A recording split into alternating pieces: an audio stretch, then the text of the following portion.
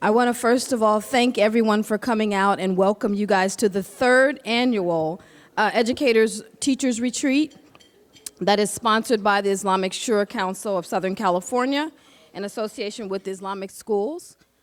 And to do that, I'm not sure if the mic is on. Can you guys hear me?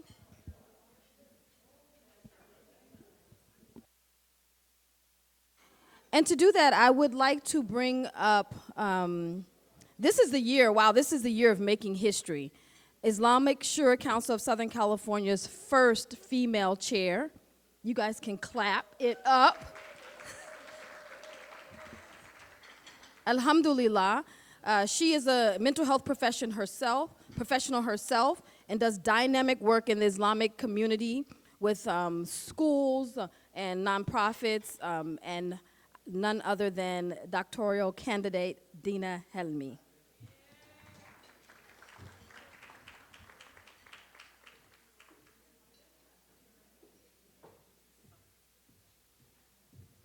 Assalamu alaikum, everyone.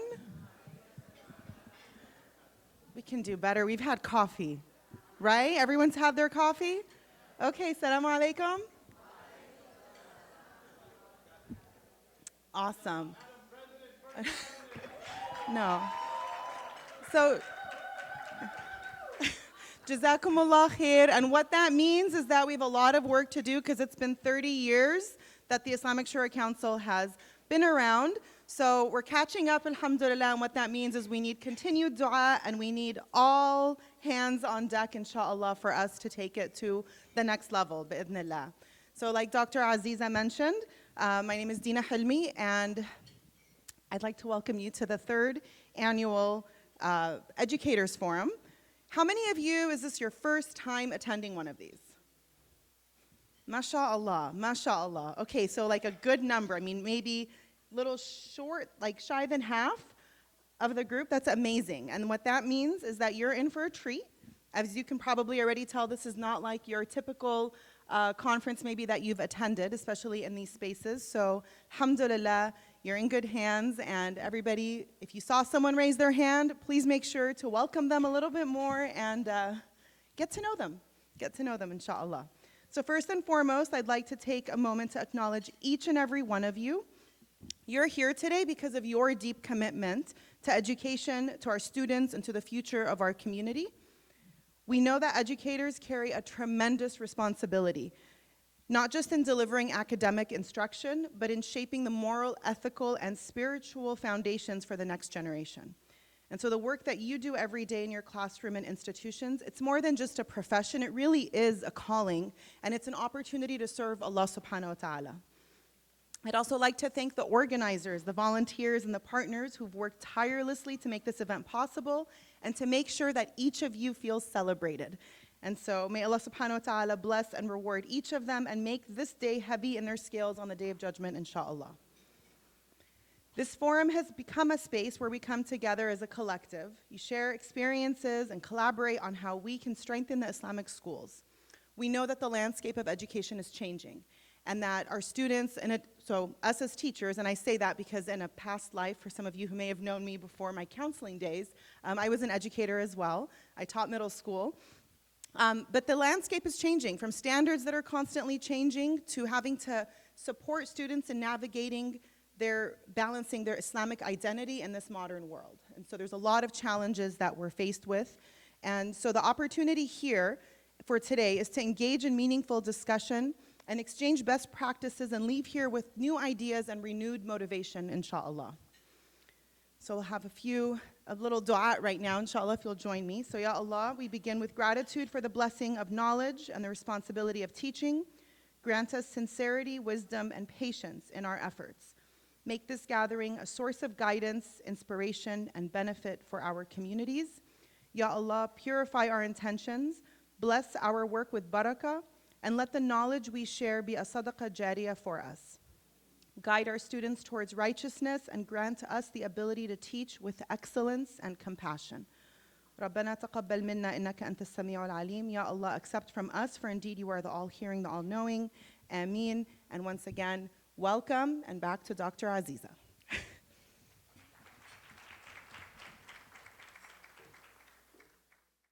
feels accommodated, feels valued, and feels empowered to succeed.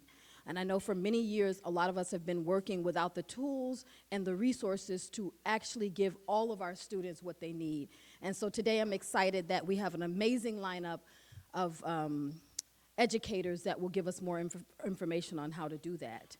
But before we get started, this morning we're going to start with a very impactful gallery walk.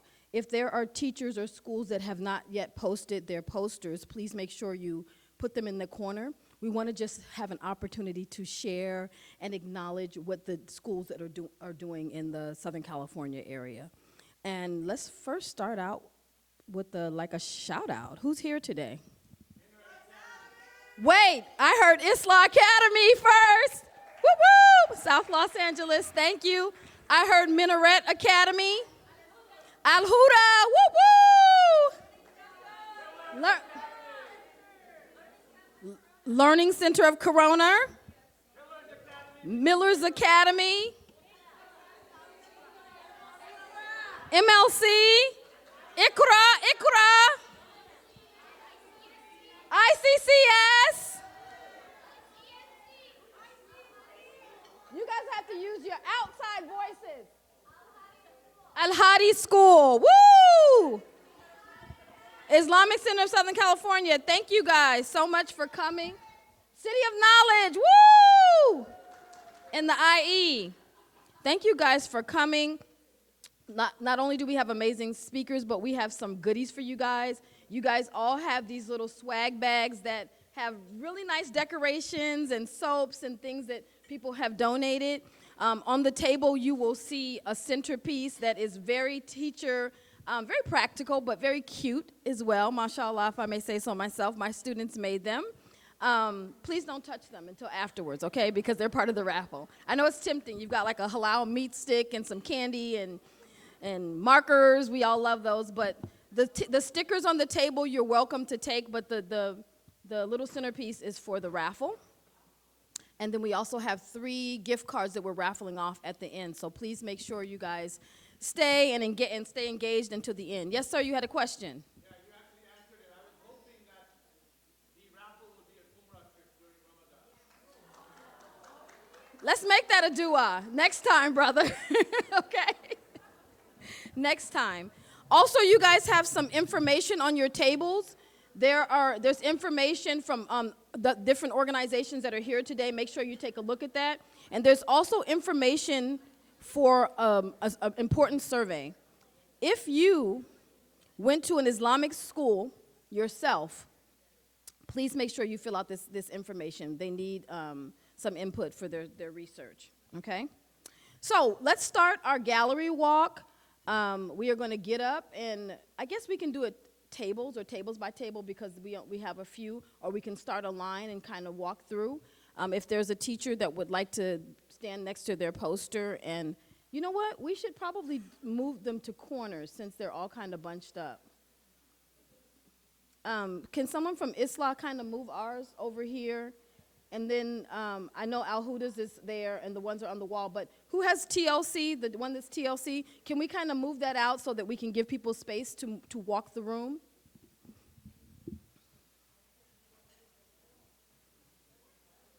And so we're going to take about 10, 12 minutes to do a nice gallery walk, talk to some of the teachers that you don't know, and then we're going to get started with our first speaker, inshallah. Thank you. So as our first speaker prepares, I told you guys that we had treats for you, right?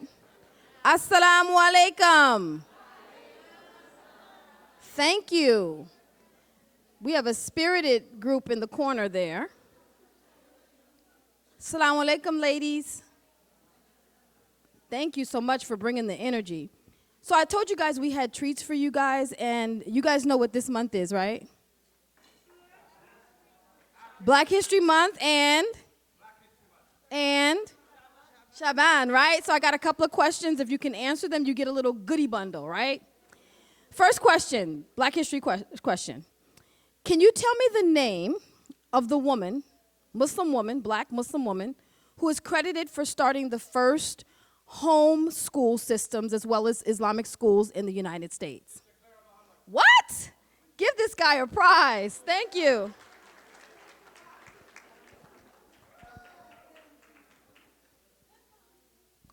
Next question. Which significant event in the life of Prophet Muhammad, peace be upon him, is believed to have taken place during the month of Shaban? Do you guys want me to give you some choices? I heard somebody say something. Yes, the switching of the Qibla. Thank you. You guys aren't just good looking, you're intelligent and cute. All right. I am going to introduce our first speaker.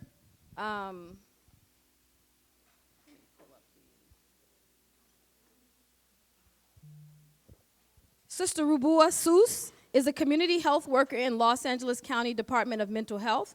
Serving as a mental health promoter, she is a certified medical peer support specialist and completing her master's of social work at the Fort Hays State University. Originally from the Middle East, Ruby immigrated to the U.S. 34 years ago and is fluent in Arabic and English. She holds a bachelor's degree in liberal arts from Emporia State University. For over 2 decades, she has been an advocate for minority women's rights, working in empowerment groups and shelters and youth mentoring projects. In 2017, she launched a project to support minority women experiencing homelessness due to domestic violence. Ruby is dedicated in education, Arabic and Muslim communities about mental health, reducing stigma, and connecting individuals to essential services to ensure recovery and well-being. And it's much needed. Thank you for coming back, because you were here at the last one. And I'm sorry, I took the mic. Thank you so much, Sister. Assalamu alaikum wa rahmatullahi wa barakatuh. There was a long introduction, but I'm here to inform the communities that we are here with the county trying to be for your service. Please remember the Department of Mental Health of LA County has a lot of free services and would like you to stop by at our table in the front and pick up whatever you think it's important, and always take and keep our DMH department number for your parents and staff, for referrals, for services. We are here also, part of my job is to connect you with the services in the county, whether it's for Muslim therapists, counselors, anger management, parenting classes. We're here to serve you, inshallah. And thank you so much for inviting us and make us part of your services to your teachers and your parents. Thank you so much. Inshallah, today we're going to talk about something. The theme of this event this year is quite amazing. And I hope there's parents who maybe have children as narrow diverse children. But it's really going to be a mind change today. And this is an opportunity for us to talk about this and learn strategies. And that's, inshallah, what we are focusing on today. And first, Bismillah ar-Rahman ar-Rahim. Before we start, I want you to, if you don't mind, let's just have this icebreaker. I want you to look at this picture, and I want you to give us your answers, if you can, through scanning this square. It's safe. And answer the question. What do you see first? Do you see a young woman or an old woman?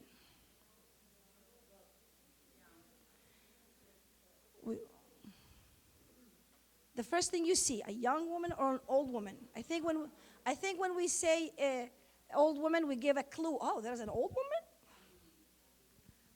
And I'm going to check your results here.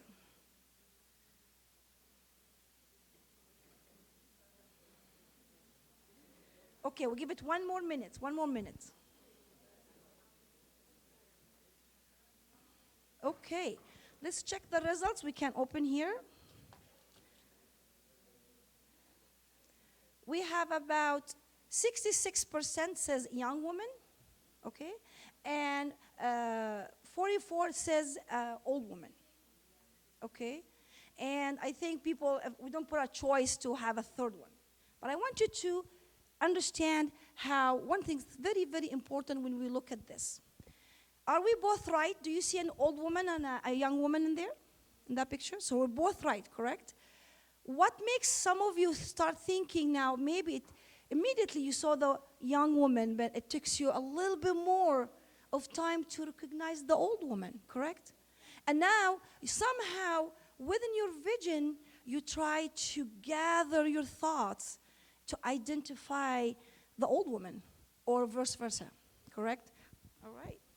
So that means how we perceive information, how our eyes immediately saw this, and how our mind processed it, it's different, correct?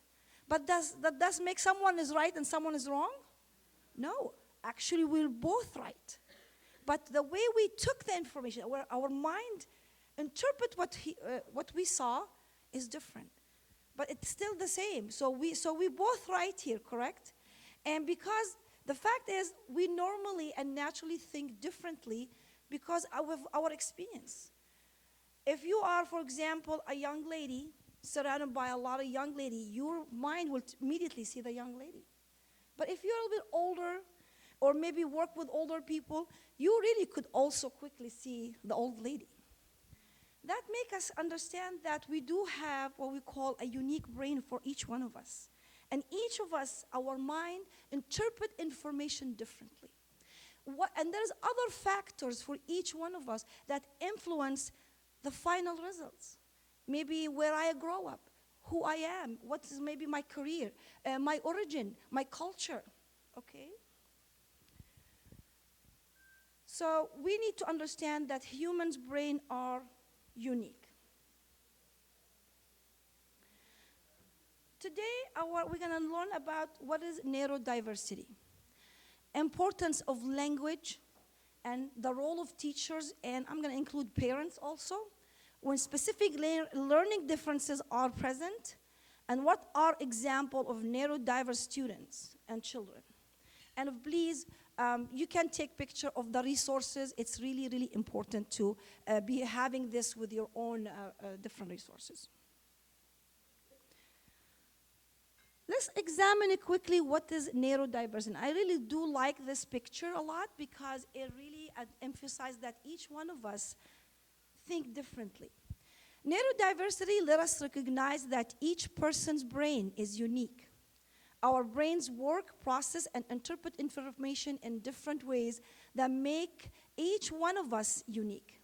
And because of that diversity, or neurodiversity, okay, it brings, when we are interpreting things differently, we need to understand we feel differently about maybe the same thing, all right? Maybe we are learning the same thing. That makes us, subhanAllah, we think differently, we feel about things differently, and it makes our behavior and experience and how we interact also differently, okay? And we had an example playing with this optical illusion a minute ago, and we could recognize where we see things different than one another, okay? And it's the same thing for children. When we have children who are experiencing the environment in their classroom or at home, we cannot have a unique standard for children development. Each child develops at their own base. And there's a lot of factors that helps the child understand the information presented to them. That makes even every child willing to learn, has an ability that may be different than a different child's ability. And that's very important to understand as a teacher. But we have a problem when it comes to believing that. We are really primed to have set standard to identify a child is learning or not learning.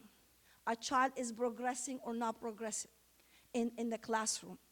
But I would like you to now consider this example. We're going to guess here together who is this child. This is a child, okay. He had a delayed speech and couldn't speak comfortably until age 6. He couldn't speak at age 4 when he joined school. Couldn't read well because he had dyslexia. was very disorganized and always not paying attention. And I think a lot of the teacher could recognize a lot of kids like that sometimes. Of course, he couldn't sit still. He had a rebellious attitude toward authorities and teachers and maybe sometimes school administration. They even tell us that even after he almost joins college, always disciplined and removed from classroom. At age 16, he still couldn't or didn't know how to tie his shoe. Later diagnosed with ADHD and autism. His mother thought he was weird, and the teacher too. And she saw his head is bigger. Everybody even thought that he has an issue with his like a deformity in his with the way his brain is looked like.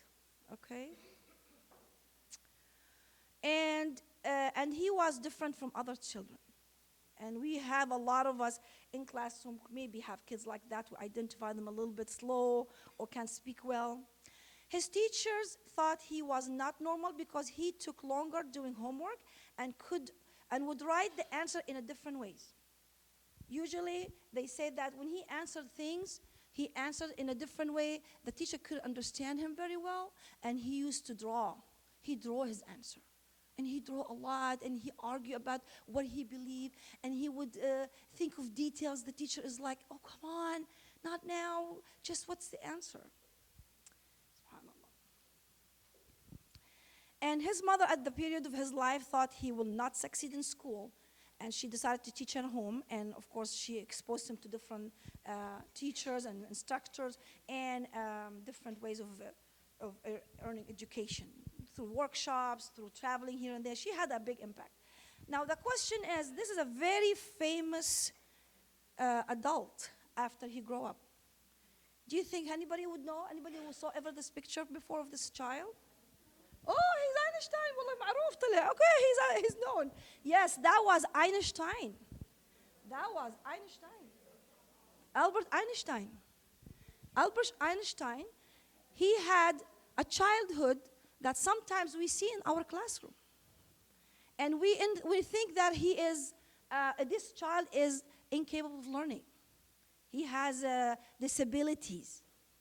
And immediately, because of the way we had our mindset, working with difficult child, maybe a child who moves a lot, maybe he does not write the way I expect him to write, then we consider that this child is not able to learn.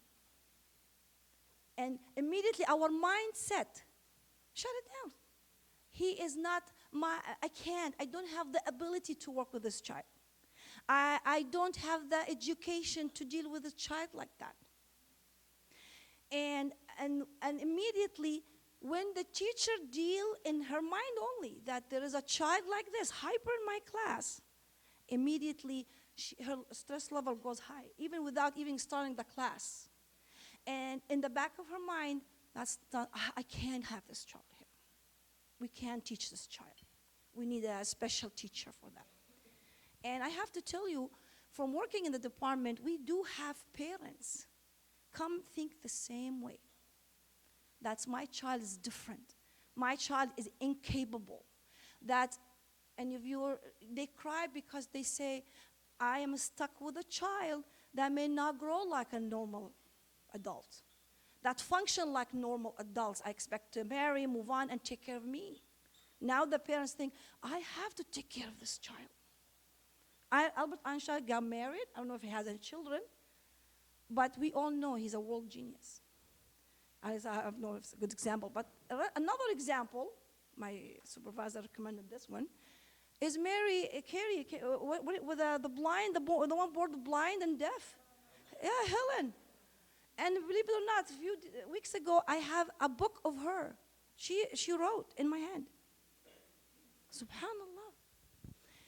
You know, that makes us have a little bit of hope to understand that if the childhood of Albert Einstein was like almost like this kid, Ahmed or Ali or Sarah, it must give you some hope.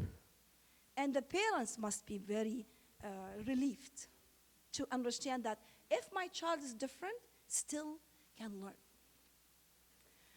But before we start, to understand how I deal with a child, we have to come to the point that we need to first fix the way we talk. Because we have to understand that, and we have a proof that, and I am a teacher myself, and we work with people, okay? One lady, she told me that she's from Guatemala, and she came to the US with her sibling and family, and somehow the grandma in Guatemala got sick, and she had a disability. She is really a neurodiverse, a child. And then her mom, of course, gave birth to her. She's the last one among 4 kids. She traveled back to Guatemala. We don't have that education system like there in Guatemala. The kids lived in a village. A lot of days didn't go to school because of transportation issue. The grandma lived in a village. She said, if I didn't travel to Guatemala at age 5 or 4 and be just left to grow like every other child, play with them, hang out with them, run, sit on the table with them, then I might not be, I'll be considered as a disabled, not able to handle myself. She said living in an environment where I was included in the class setting or the children activity made her pull herself together, made her recognize. She said, I learned so much from my siblings. She said that opportunity or that situation worked for her benefit to be able to learn from other kids and be included and not feel disabled. And the mom was busy with her old mom that she had to really learn how to use the bathroom. And that lady actually had a lot of difficulties. And I met her in one of the Willingham Center for Disabled People. But she said yes, including the child, looking at this child as a normal, like every other child. Then your mindset actually make you interact with them in a way like, I know you can learn. And maybe if you can, I tell people, look at this child who may be ADHD, or maybe someone told him maybe he has autism, like a child who needs eyeglasses. Without the eyeglasses, he can't read. But when he put the eyeglasses, so maybe he needs a device. Maybe there is a tool. Maybe there is a way I need to change in my teaching. Maybe I have to consider different ways of approaching the lesson. But that doesn't make the child not able to learn. So a lot of us says, and I can imagine you reflect here as a teacher, oh my God, we are as teachers have a lot of responsibility in the classroom. And having you change the method of teaching because of one child, sometimes say, oh my God.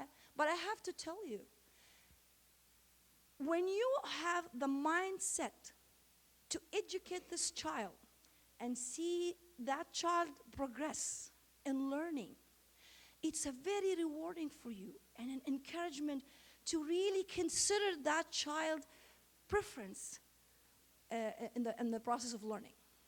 What are they like? And we need to ask teacher, and it may be right now, if you don't put it on trial, maybe some of you already do that. But it is really much easier for me to understand what this child needs, and I set my mind on what to do to help them. It is way easier than being stressed out of this child like this in the classroom. He's not following my way of doing things. It is way easier because I have to tell teachers and parents, being stressed out all the time is gonna make you feel tired even if you don't have the workout or the struggle of dealing with the child.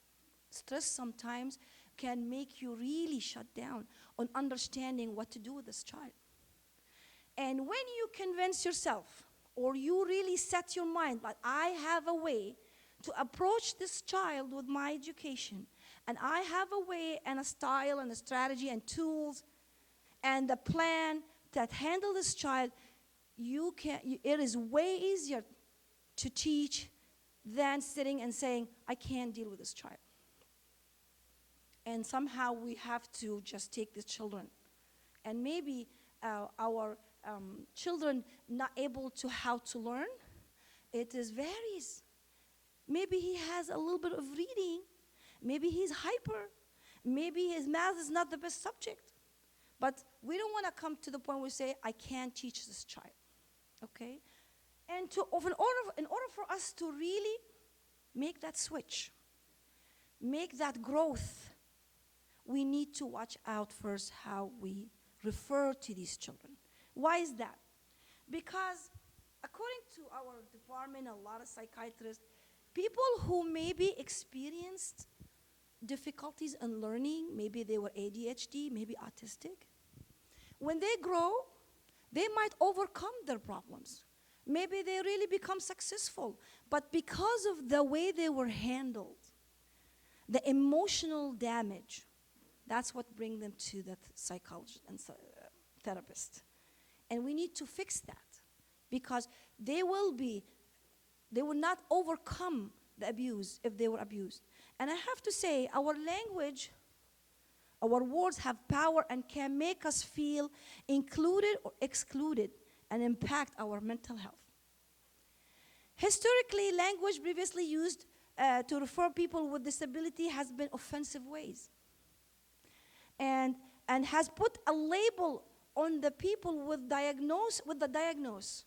So we could say the ADHD student, the disabled student, okay? The mental ill students, the depressed students. So when I want you to pay attention how you hear this label.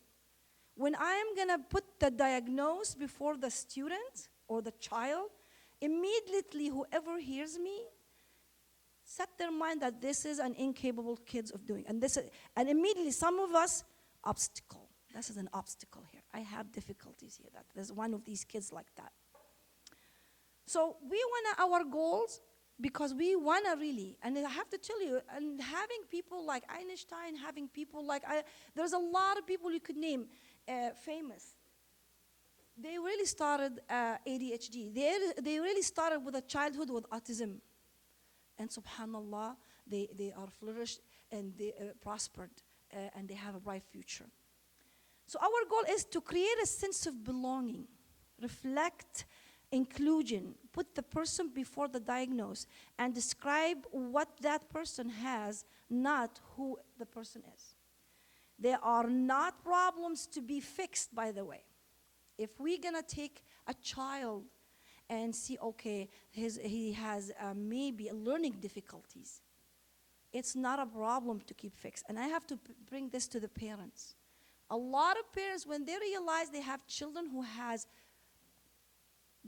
ADHD or learning difficulties or maybe diagnosed with autism, they immediately think, I don't have a healthy child. Immediately in their mind, I don't have a normal child. And what do you think that mindset will be like?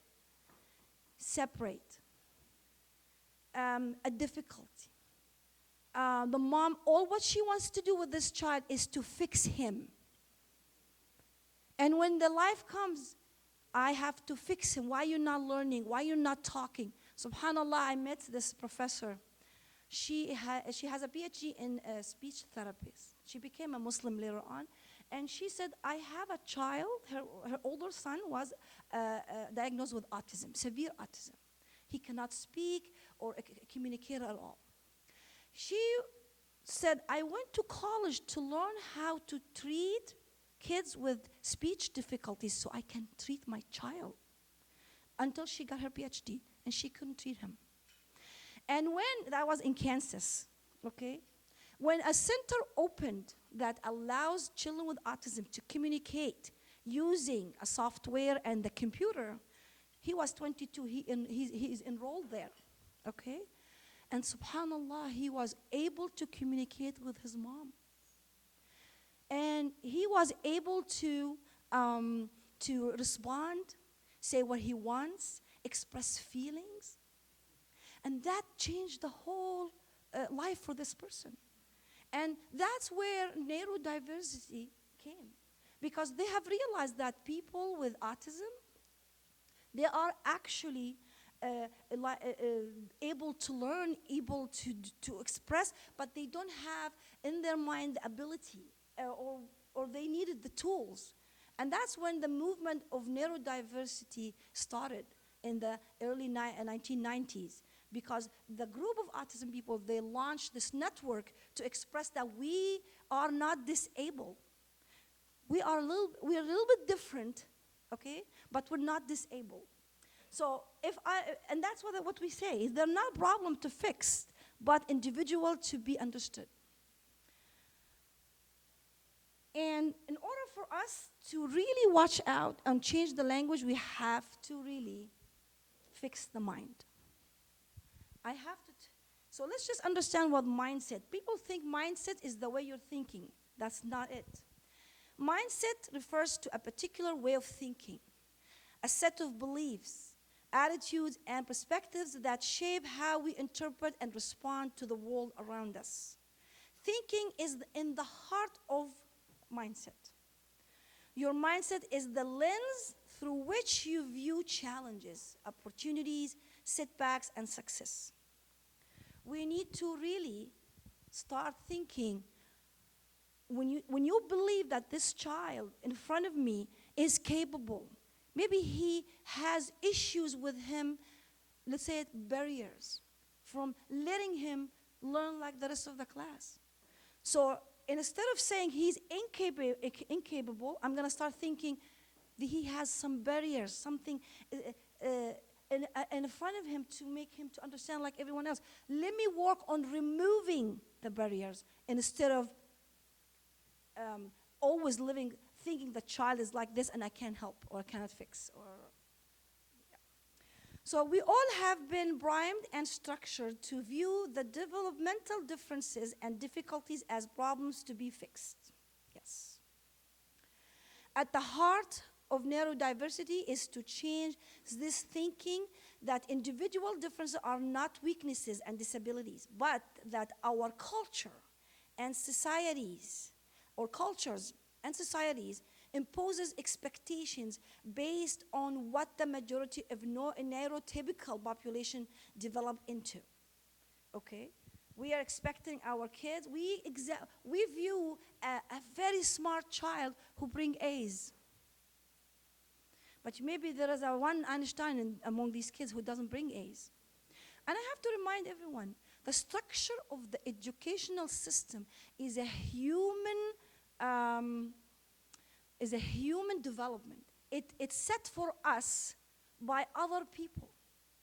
A lot of people say, my son is not passing high school. He's quitting, he's da-da-da, and they're so upset at home, and they're all depressed about he is not going to go to college. And I said, is your child a decent boy? Yeah, mashallah, he prays 5 times. Is he a good guy? Yeah. He's kind, he loves his sibling, he so helps me in the kitchen. And still, he's not passing high school. And then you say, subhanallah, maybe he is good at fixing cars. Maybe he is good at building. What makes a child really is the way we inherited this understanding that to excel, you have to bring A's, that you have to do quadratic equation, that you have to understand how to do chemistry. And then honestly, we abuse the child. I do work with parents who really expecting the child to be like his sibling, but he's not. And I tell the parent, just stop, because he is really becoming so educated at seeing books. Let him be home. Even if you take him to where he learn how to draw. Some kids, they have different preference on how the teaching on the class setting should be. And I have to say, we do stress our children when we want them to be at that level of what we understand of excelling education. Therefore, as teachers and parents, you need to start reframing some potentially old ways of thinking. By applying an educational social model, we will be able to see that the difficulties that a child or a student has are not the problem, but other external barriers. There's barriers. There's something away in front of the child I need to remove to help him be able to understand what he's presented with information. By removing these barriers, we build a more inclusive schools that values individual strengths and differences. Okay. So we want to first work on our mindset, and then one thing that helps us to really, it takes time, I have to say. It takes time. It takes time, it takes trials. You need to see yourself succeeding as a teacher, as a parent, when you maybe start something new. But let's just start with our language, because we really matters, okay? In changing, we're gonna have to have inclusive language. Ya Allah, imagine, I just want you to take a little bit of 1 minute or 2 minutes and imagine how this child maybe has so much understanding of what you're saying, but he's not able to reply the way you're expecting. And then I'm taking this child and thinking he doesn't fit, and keep away. I went overseas, and then I saw a family related to us. They have a child with autism, severe autism. But he was diagnosed when he was 3 years old, and that's it. The parents thought he is incapable. That child was not even, now he's 13. He's not leaving that crib. I'm sorry, it's very painful. And imagine this child maybe has so much of what you said. Maybe he understood, but he cannot say, sister, it's 5, it's 6. And he instead rocking the chair, moving out of his seat, maybe dropping stuff, talk loud. So we need to keep that in mind. So let's just change the way we talk. Outdated terms, we need to really get rid of them, is learning disabilities to learning differences or difficulties. Autistic child, we're gonna say he has autism. The disabled, we're gonna say children with difficulties or weaknesses. Mentally ill, we're gonna say a person with mental health condition. Because mentally ill, immediately viewed in our cultures as someone who is incapable to use their mind. But anxiety, depression is mental problems. We wanna, suffering from disability, we're gonna have to start saying has a different abilities or preferences. And learning disabled has a learning preference. That's what we said, yes. So we need to really, why? Because it is in the core of our mental processing, the way we talk. SubhanAllah. The Prophet Muhammad said, the tongue is the spoons of the hearts. So in order for me to really reset my mind, my feelings, my beliefs, I have to watch out for my language and really enforce that kind of a referral to these people. And again, I said, just think about it. Imagine, sometimes we teachers talk about other kids in a way we don't realize how we are. Try it, because we are trying it. Sarah, who is hyper maybe, or Sarah who's, I don't know if saying ADHD Sarah. Autistic Ali, how you feel? When I'm telling you here, the family brought a child, he's autistic. Immediately, your brain said, I can't help this child. And when you are running your class and activities, you are going to always look down and you're gonna push that child away. So we need to really change the language and have an inclusive. And he can't be with his children, but maybe he needs a volunteer who can maybe assist. Maybe they need tools. Maybe I need to carry my instruction in picture, and we're coming to that. So we need to quickly here examine the different type of neurodiverse children, what they are diagnosed with. Please keep in mind the neurodevelopmental differences impact the way the brain works, okay? Changes the typical development in children and can affect the specific developmental area. The differences can range from mild to severe, and learning disabilities and attention deficit hyper disorder are most common among neurodiverse students. So the largest group of children who may be neurodiverse are the one with ADHD. And to the point that they say there is about 13 million students is with ADHD. They're going to have one or two in your classroom. What causes this? The possible causes is absolutely not known. There's a lot of research to identify what could cause the child maybe become different in their development. It could be maybe genetics. It could be premature birth, environmental contaminants, low birth weight, and maybe the mom was exposed to some medicine or chemical while she's carrying the child. So that's what they're expecting that causes all that. One of the problem I'm not moving that, sorry. Here we go. These are the causes. And then we are going to learn about what could be neurodiverse affecting the child in learning. So they might have learning difficulties. Okay, we're going to read this together.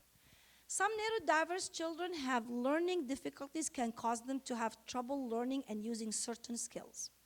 Traditional teaching strategies can intersect with the child's abilities to advance in learning.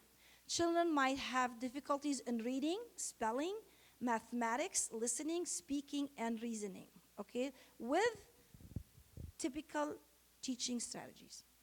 Well, if you want to identify the child, because one of the biggest things you have to do is really start to know your students, okay? So, if you find the child have problem learning with alphabets, rhyming words, or connecting letters to make a sound, you could say the child say ma-at, but he cannot read it mat. Okay, that's one sign. Another one maybe mistakes reading aloud, repeat pause often, not understanding what they read. Maybe you read a story and say, hey Ali, come on, repeat that for me. And Ali cannot really, takes you everywhere in the story. Okay. Trouble spelling words, difficulty remembering sounds of letters or hearing small difference between words. You could say he might be the child talkative, but he would say, I've been a teacher, and I'm a teacher, but this is what really the child you would identify. You say class, he say class, and you say, okay, he needs to have a speech therapy, and you have to recommend to their parent that they need to have the child see a speech therapist when they really speak, but the word is not understood. And of course, they may confuse with simple and misread numbers, okay? They confuse addition to subtraction. These are all signs for parents to understand, say, well, okay, I have a child here that have different ability or difficulties in learning. Another one, we have intellectual difficulties, usually diagnosed before the age of 18. This is where a child, he maybe goes to school, you could find him a little bit slow than other kids. He does not, for example, have limited language and skill that helps himself. Maybe he becomes 13 years old, but he would think mom still has to help him in the shower. Failure to advance intellectually, and lack of curiosity, exploration of their environment. Everybody wants to have the latest model of cell phone, and this child doesn't care. Problem staying up to grade level, he's not passing beyond 4th grade, and usually they stuck at 4th grade. Difficulty adapting to new situations, okay? It's not easy for them to say, hey, we're moving, or you are going to sleep in that room, or you can tell him, hey, you need to move your chair over here, okay? Difficulty understanding and following social rules.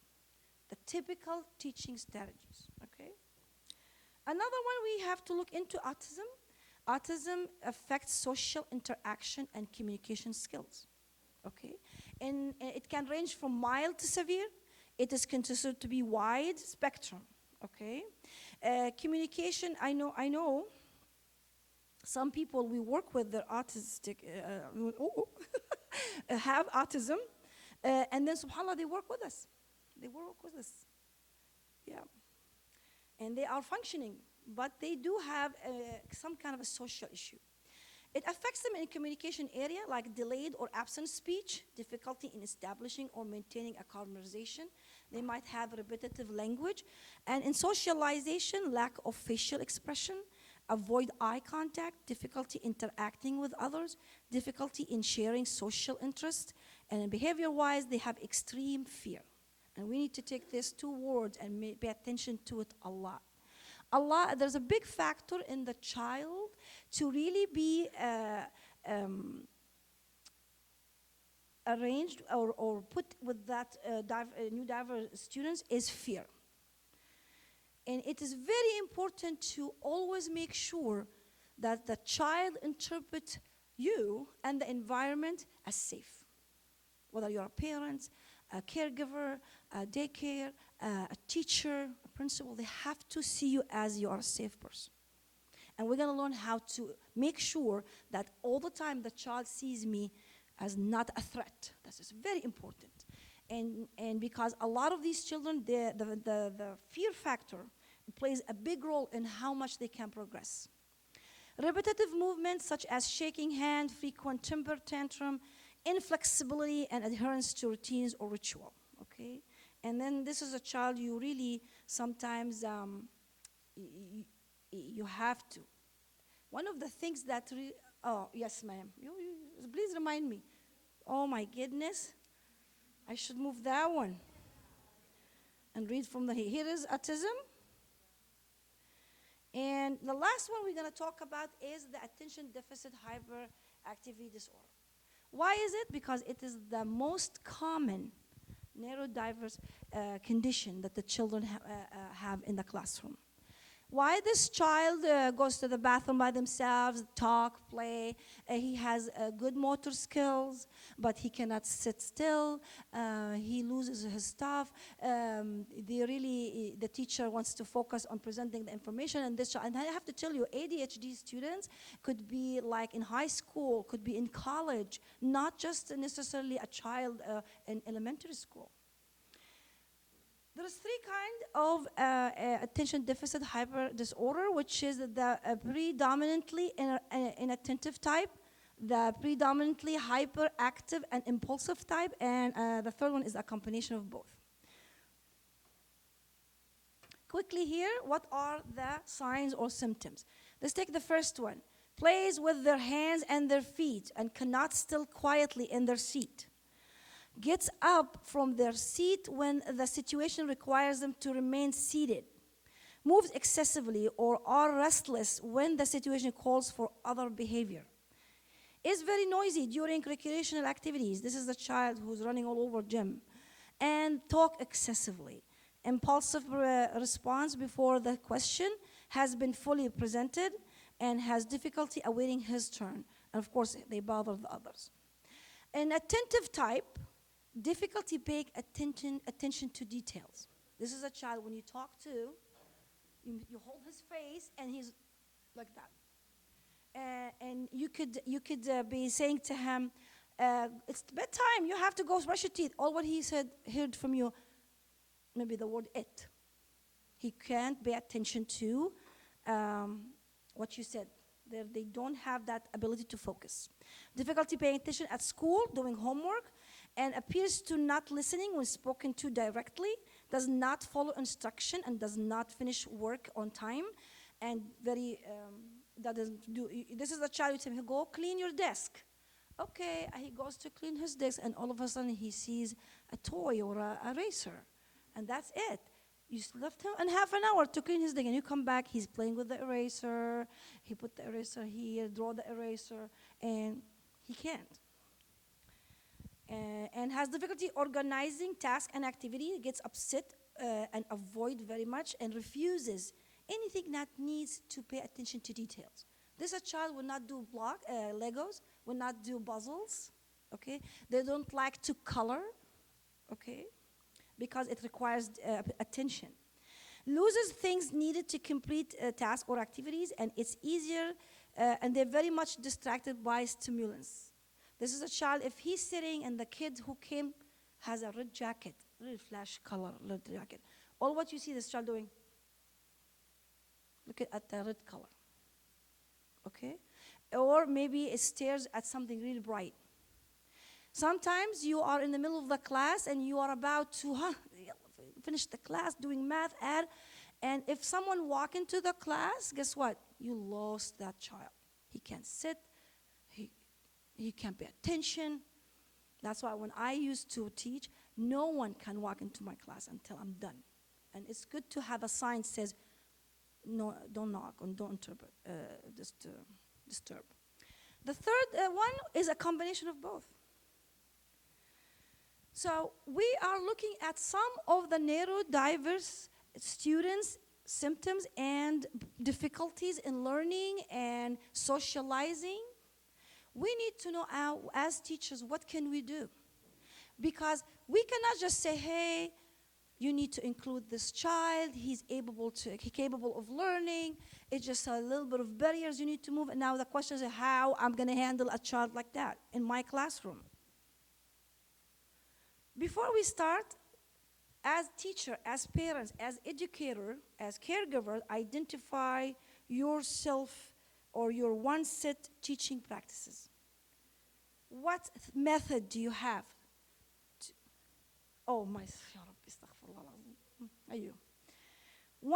Identify one teaching practice. What kind of teaching strategies you do in the classroom?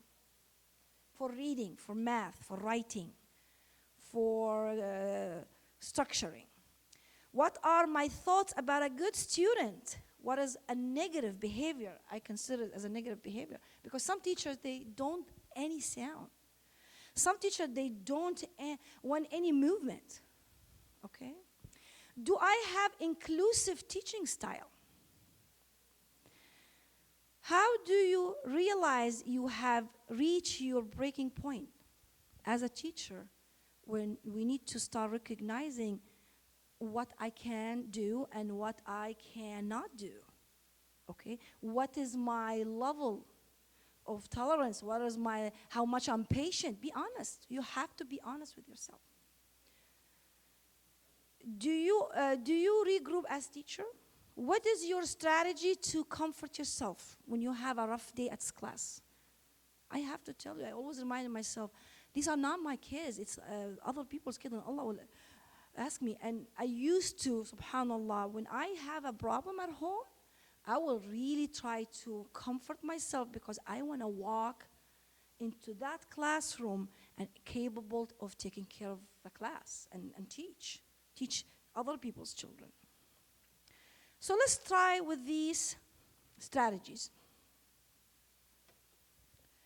Establish a predicted routine. This is so important. I'm going to take 2-3 minutes to explain why this is so important.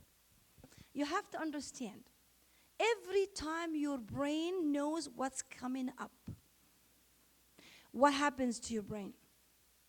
It is ready to take care of that thing for you. When you start your day not knowing what I need to do, then your brain goes like everywhere. And that's a stress. Very important. Now I'm going to ask you a question. We all hear mothers and fathers. When you are about to go home and cook, simple question. And you was like, what are you guys going to eat today? And it was anything. And then you go what? Oh, Ya Allah, what I'm going to cook today? Isn't it? It's like a big, big problem. And then when you know exactly what you're going to cook, what happens? You're ready. It takes you half an hour. Your mindset's ready. You take care of it. Same thing, a child.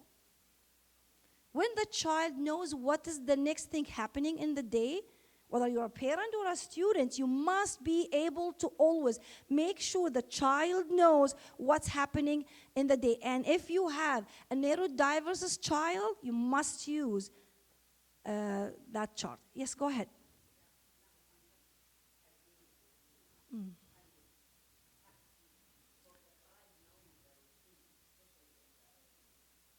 Yes. Yes, exactly.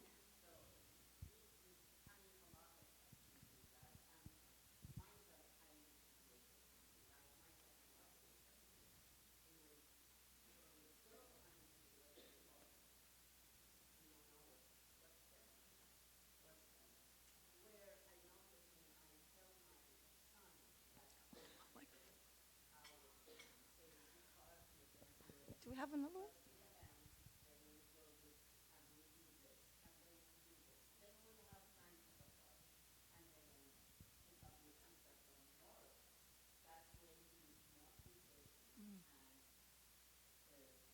Productive. Yeah. Yeah. Yes, exactly. Thank you so much. I like the word routine is a security. And again, with children, yes, with children, um, the fear factor must be controlled very much. So quickly, you must have one leg like this in your classroom. My daily schedule, okay? Use visual schedule helps reduce anxiety and showing what to expect throughout the day. Maintain, please take picture of these if you find them helpful. We're gonna move to the next strategy because we're running out of time. Use clear and direct communication. Some teachers control class with their voice. You know what happens when you raise your voice? The child brain interprets you as a threat. And what happens when the child brain thinks of your voice? Look at me, half of you, when you listen to me, because I'm loud, you are listening to me, but some of your brain goes to analyze me. Who is she? Where is she? Look at how old is she? Why is that?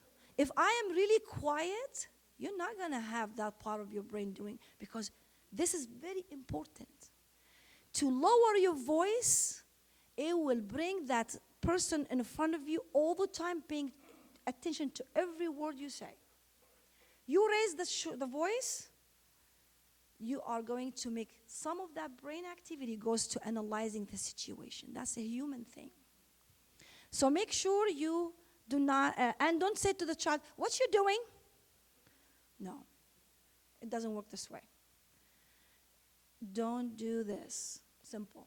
Do this. Calm down. Sit down. Okay? Please take pictures. The next one is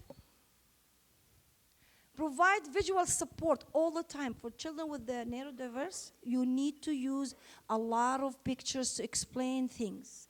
Steps, something he needs to step. Even if you do your math thing on a piece of paper with picture, it's very, very helpful. So incorporate visual cues. Use chart, pictures, whatever, and social stories helps a lot make the child really to show appropriate behavior. Create a low sensory calm environment. And the sister Sakina, she has something out there with the Sukoon organization. She's outside. This is very important to have in your class. In your home. Okay? Do not make a child sit down, don't move, and there's nothing else to do. So have always a corner where they can reduce distraction, they can have a break, okay, less stress, and then often frequent breaks allow that for them, especially the ADHD's child. And teach self-regulation strategy, encourage techniques like deep breathing and using fidget tools. If your child fidget like this on the chair, or they do play with their hands, there is toys, and I think have some of them on the table that I use it all the time when I teach, where the kids sit like this, and he put all the fidgeting in his hand with his brain working with me, but that cancels the extra movement. And this is very important when you deal with ADHD children. Provide clear and positive expectation. Make this poster in your classroom. Any rules you want to let the child understand. Don't just put a couple of words at the beginning of the year, and then because you want to put other things, you remove the rules. No.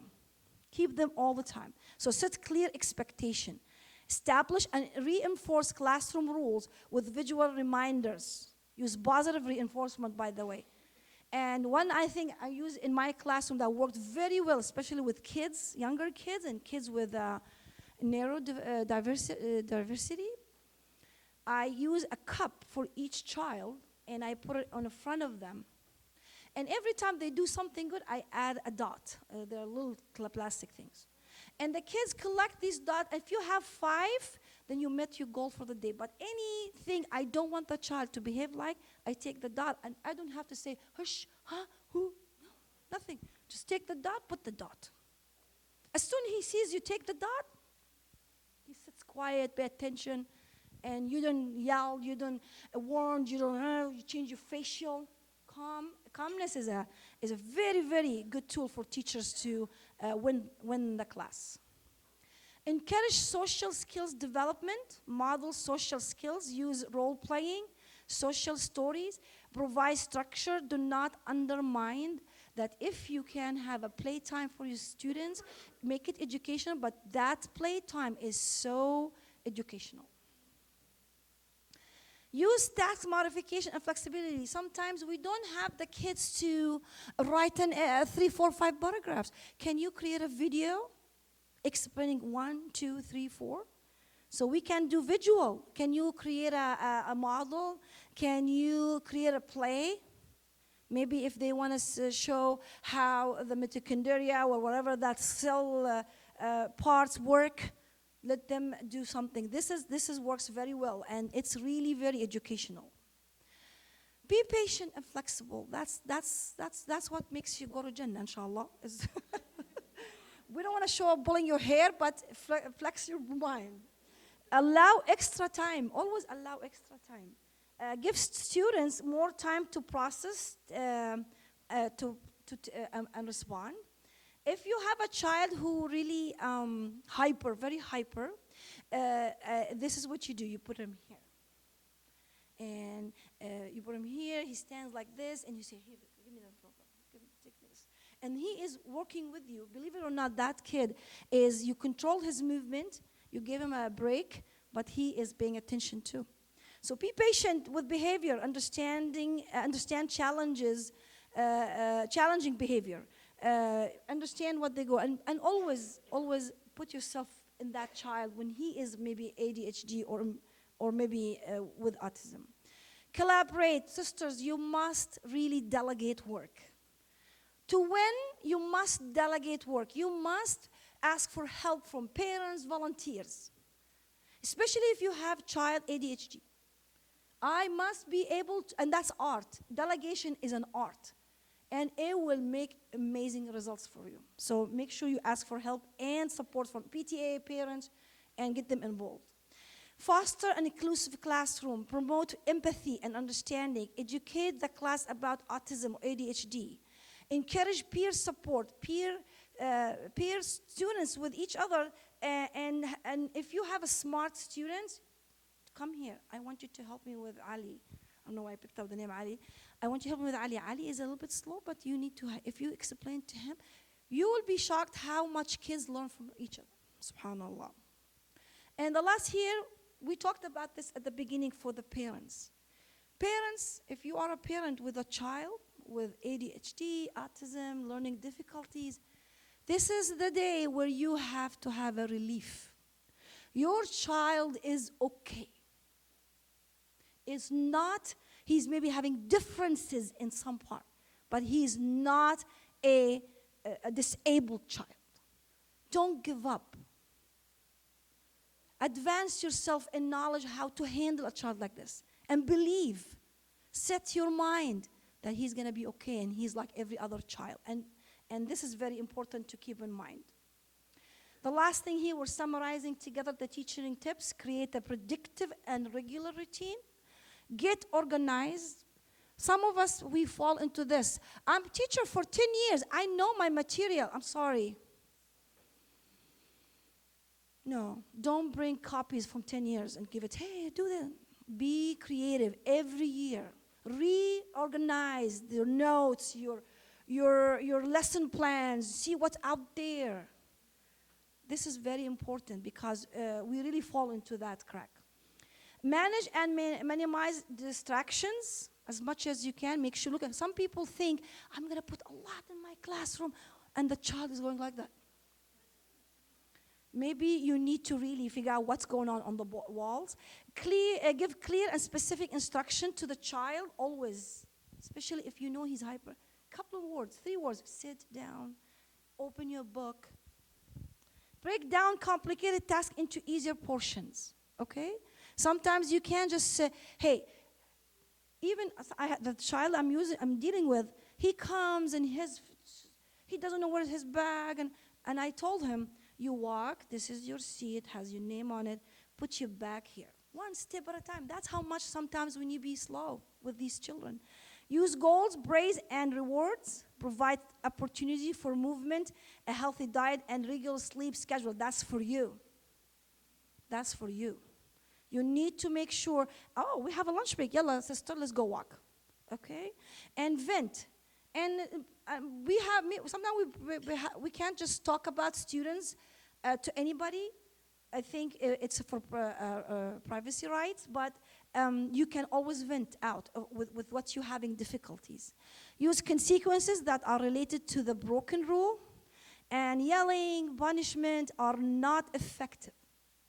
They are harmful to the child's development and should be all the time avoided. That's basically what please take picture of the resources. We have the International Dyslexia Association. If you have an email list, I can forward these resources to your email through your organizer. Thank you so much.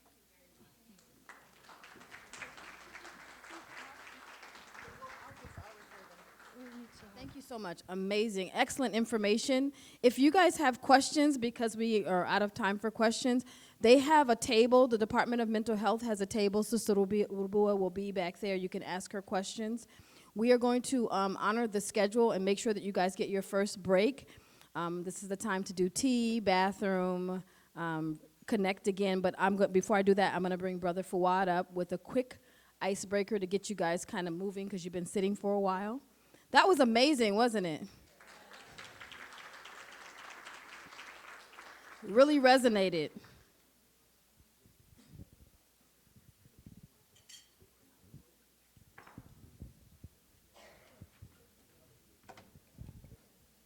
Assalamu alaikum wa rahmatullahi wa barakatuh. I hope you'll bear with me, but I have 4 volunteers, so if the volunteers can come up, and I'll introduce them in just a moment. Let's give Miss Ruby, where are you, Miss Ruby? Give her another round of applause. Where is she? I just wanted to let you know that I was at the table with Pillars Academy, and it was quite an honor listening to that presentation. But when I looked at what she was saying in terms of tips, I realized those apply to marriage as well. So with your permission, let me just tell you. Number 1 was establish a predictable routine. 24 years ago, my wife said, every Super Bowl Sunday, I'm not going to be at your party. We're going to go with girlfriends to the spa. So, last week was the Super Bowl, so she was not at home. Clear and direct communication. Now, this came from my mother-in-law. She said, Bete, Fawad, from now on, whatever Fawzia says, you just say yes and nod your head. Even if it's at Fajr and her hair is crazy, and she said, do I look beautiful? You know what to do. Provide visual supports. Around her birthday and anniversary, I get those texts. What to give her, where to buy it, Amazon, all this other stuff. Be patient and flexible, we all know that. Collaborate and ask for support. So I have been told by my mother-in-law, you can call me anytime and I'll help you with whatever mistake you made in the home. Okay, so come on up. Let's give these guys a round of applause. So this is what's going to happen. We're going to have 4 corners, okay? Our first corner is going to be, so you're going to select based on the corner, you're going to go to that corner and it's a little icebreaker, okay? So the first one is going to be academic teaching and learning with Mr. Munir Sheikh. And your handout, I only have a few of these, is Living by the Book, 10 Quranic Principles from Ramadan by Al-Maghrib Institute. It's fabulous, okay? So that's Munir. Leadership in Life Skills is going to be with Miss Zubayda Qazi with Pillars Academy. She's the preschool director. Give her a round of applause. I have a number of, this is really awesome. I have this in front of my office. And it talks about the importance of Hasbunallahu wa ni'mal wakil. So I do have a lot of copies of that.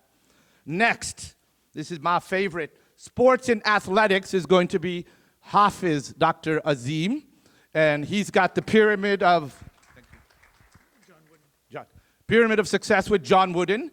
And then the last one is special projects and programs. And this is a Dua of Palestine by Miss Saima Khwaja, TLC. So, when you get to your groups, okay, I'm going to demonstrate what you're going to do. Okay? These are our leaders, our facilitators. You're going to get into that group and say, Salam alaikum, my name is Fuad Yaqub. I work at the Minaret Academy. I am the Dean of Students. Previously, I was the middle school history director. 3 of your favorites, okay? So my favorite is I love sports. Number 1 is basketball. Go Lakers. I love the trade. I love international cuisine, biryani. And I love public speaking and acting, okay? And then number 5 is you're going to share in your group what is your most memorable Ramadan experience, because we are two weeks away from the blessed month of Ramadan. And even though we all know this, but last year it really came to fruition that I heard from Yaqeen Institute. I forget which sheikh it was. He was saying that if we cannot make the month of fasting the most exciting time of the year for our families, for our communities, for our students, then we have failed them. Because if you look around, we're dealing with Christmas, with Halloween, with even Super Bowl Sunday, all of these other things. So I encourage myself and all of you to think outside of the box on that, okay? And just one last thing to connect to our previous presentation. Where are you, Ansar Academy? Ansar Academy. They are one of the few schools I know that they work with students who have disabilities. And my own sister-in-law, Maheen Jan Muhammad, works in the public school, and then on the weekend she comes to that institution. So I would highly recommend, Madam President, that in future years you invite Miss Maheen and Ansar Academy. It would be really awesome. So with that, I'm going to start with my ladies. You can go to 1, 2, 3, 4. One of you goes to any corner there. Saima, you're going to come over here. Yeah, I'll repeat them in just a second. Brothers, you can go to any corner. So, academic teaching and learning with Mr. Munir, if that excites you. Leadership and life skills, Ms. Zubeida, if that excites you. Special projects and programs, like we have a sports team, we have student council, that is Ms. Saima. And then Dr. Azim is sports and athletics. And that could include chess. And so, what I'm going to do is while you are doing that, I'm going to put a song on, and it is going to be dedicated. It is going to be in English, Swahili, and Arabic, and it's called I Love You Mama. So please get to your groups and introduce yourselves. So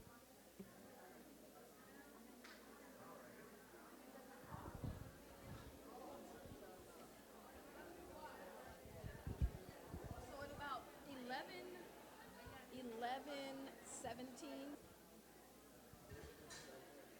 Assalamu alaikum, everyone. Let's please take our seats so that we can bring on our next speaker. Ladies in the corner, thank you. Assalamu alaikum. Thank you.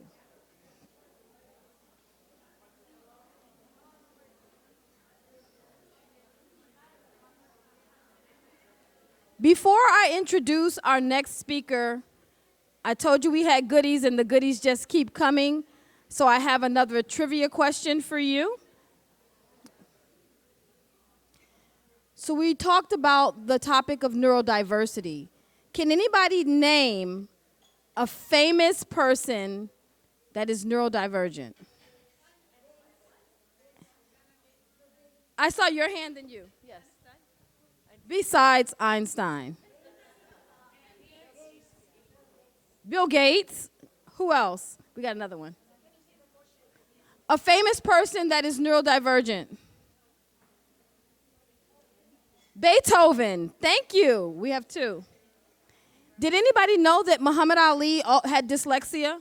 So he was also neurodivergent. Beethoven was right here. Okay. Yes, sir. Robin Williams.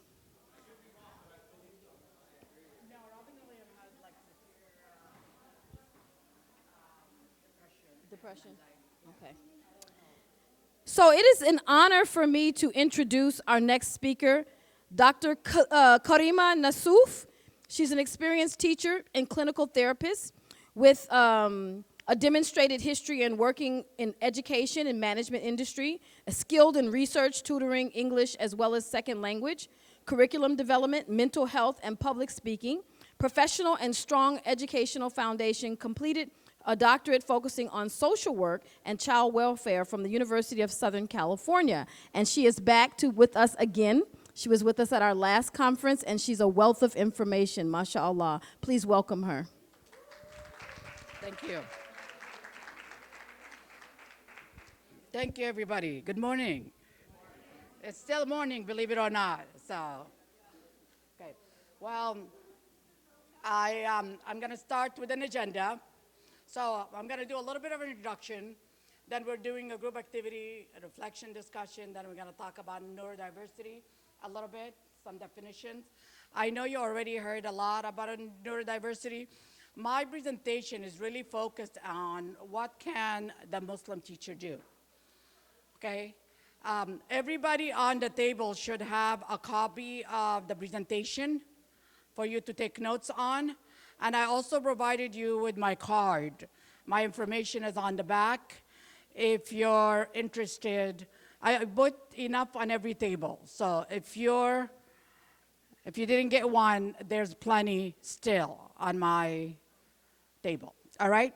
The first thing we're gonna do, okay? You have, may I use your materials, please? Everybody on your table, you have 2 pieces of paper, you have markers, glue, scissors, and an envelope. Please find all those things, okay? Find them because we're about to do something right now. Everybody found their materials. You're gonna work as a team, all right? We're gonna do an activity. You ready?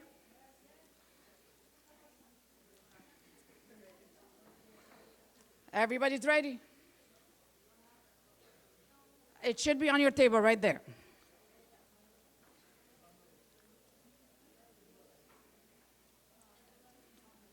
Everybody has material, right? We can't start if you don't have everything.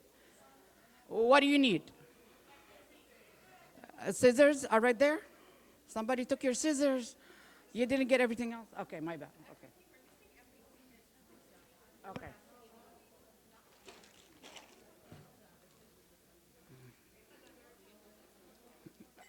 Okay, so you need scissors. That's it, right? This is, we can do, yeah. Okay, paper? Do you have paper? You have red and yellow paper? No, okay. Okay, anyone else missing materials? Yes, right here.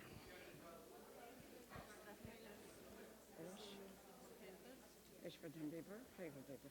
هي. هذا الأحمر وهذا هذا الأصفر وهذا الأحمر. Okay, واحدة واحدة. Okay. Once, okay, raise the table. One person raise your hand if you don't have your material.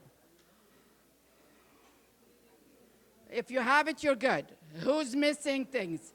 The papers are right there. Okay, you're good?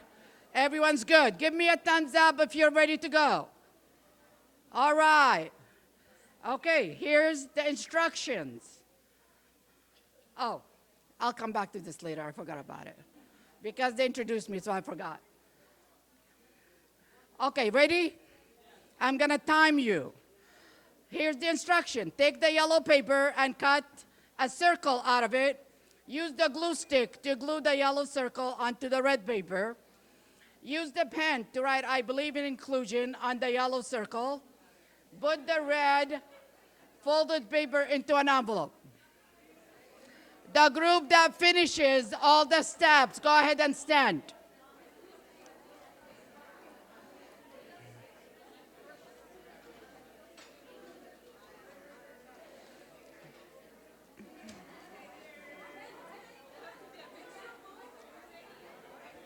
You decide.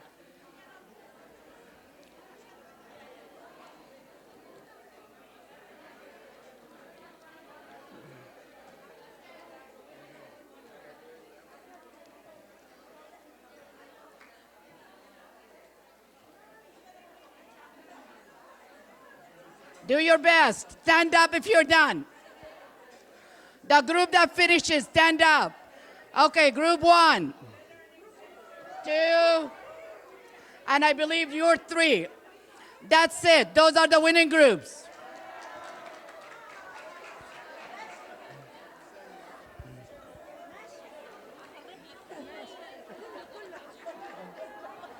All right, where's group 1? Here's group 1. Where's group 2? All right, group 2 right here. Make sure to share. Group 3. All right. So, how was it?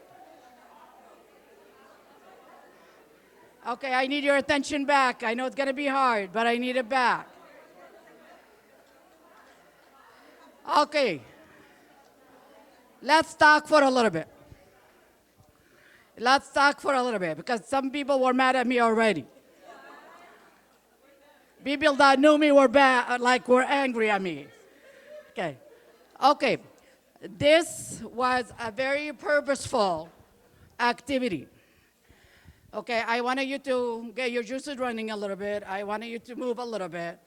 Okay, but it had a purpose.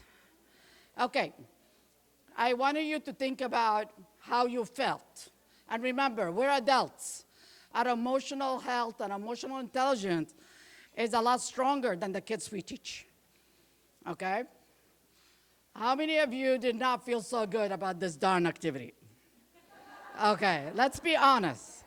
We like to win, right? We like to be successful. Okay? Okay. Okay. I wanted today to put you in the shoes of your students. Okay?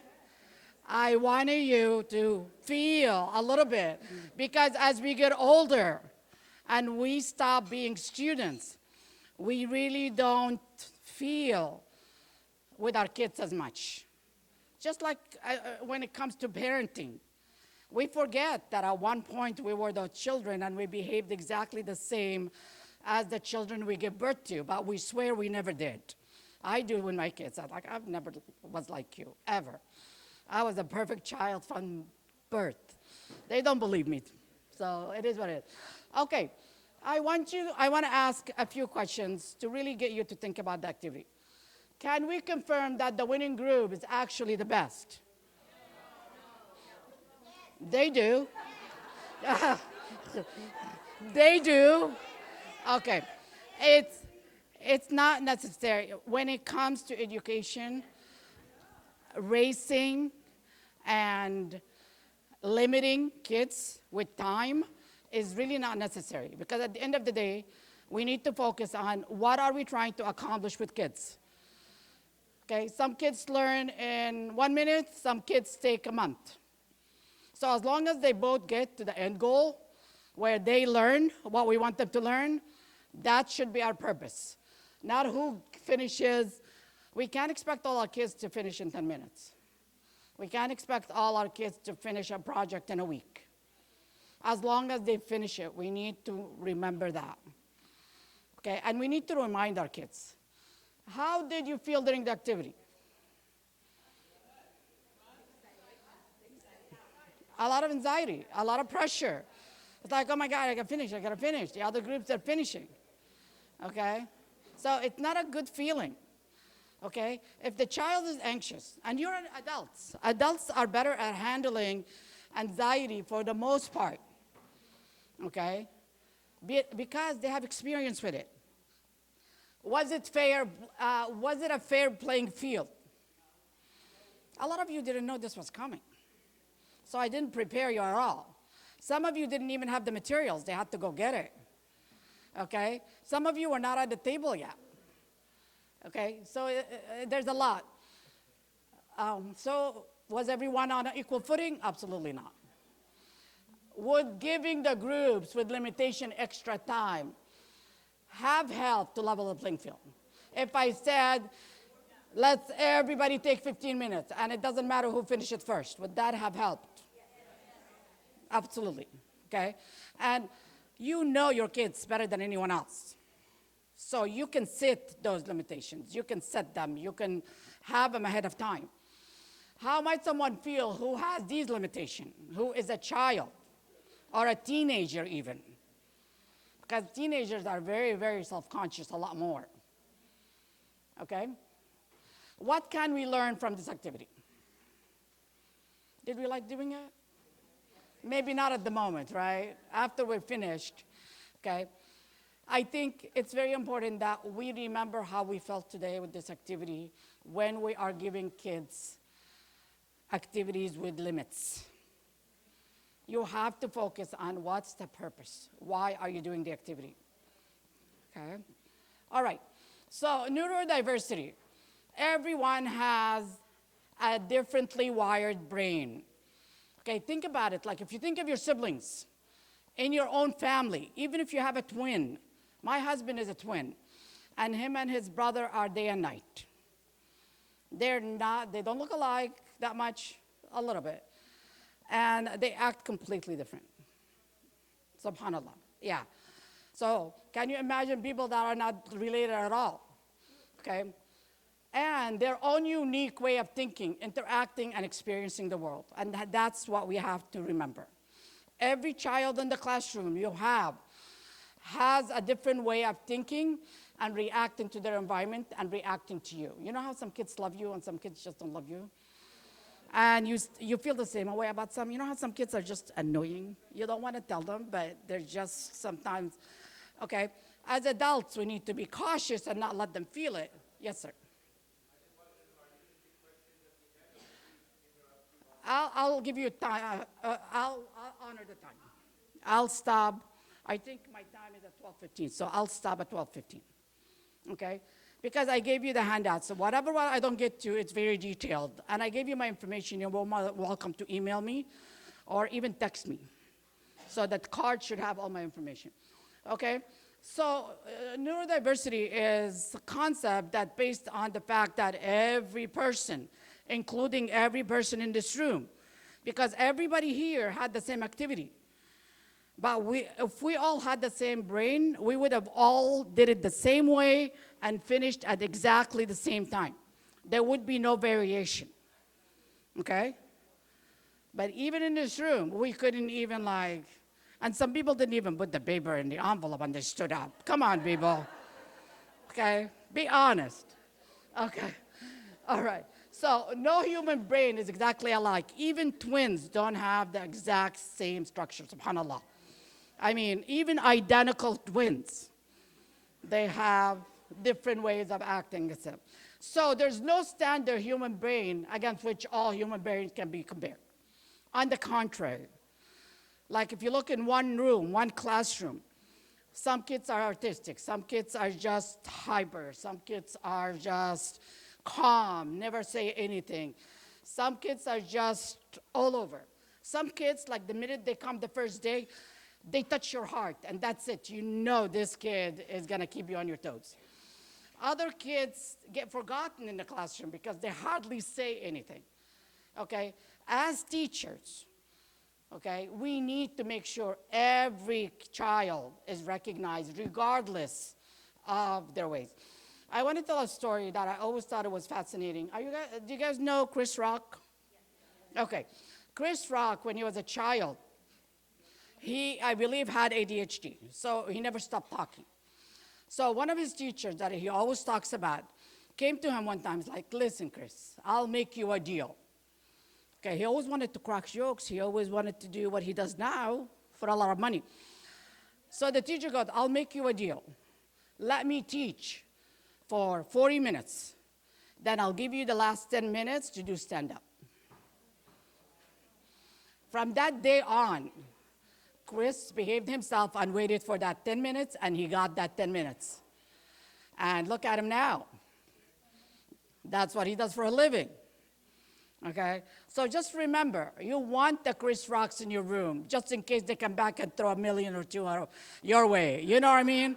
You can retire early. And regardless, but you want the kids to remember you in their hearts, not just their minds.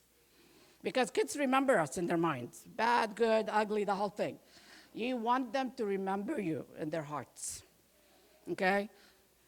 All right. So let's talk a little bit. What does a neurodivergent inclusive teacher do? A teacher who's neurodivergent teacher values and supports all students, including those with neurological differences, and creates a welcoming, inclusive learning environment. Okay, your classroom environment, okay, happens the minute the child steps into your room.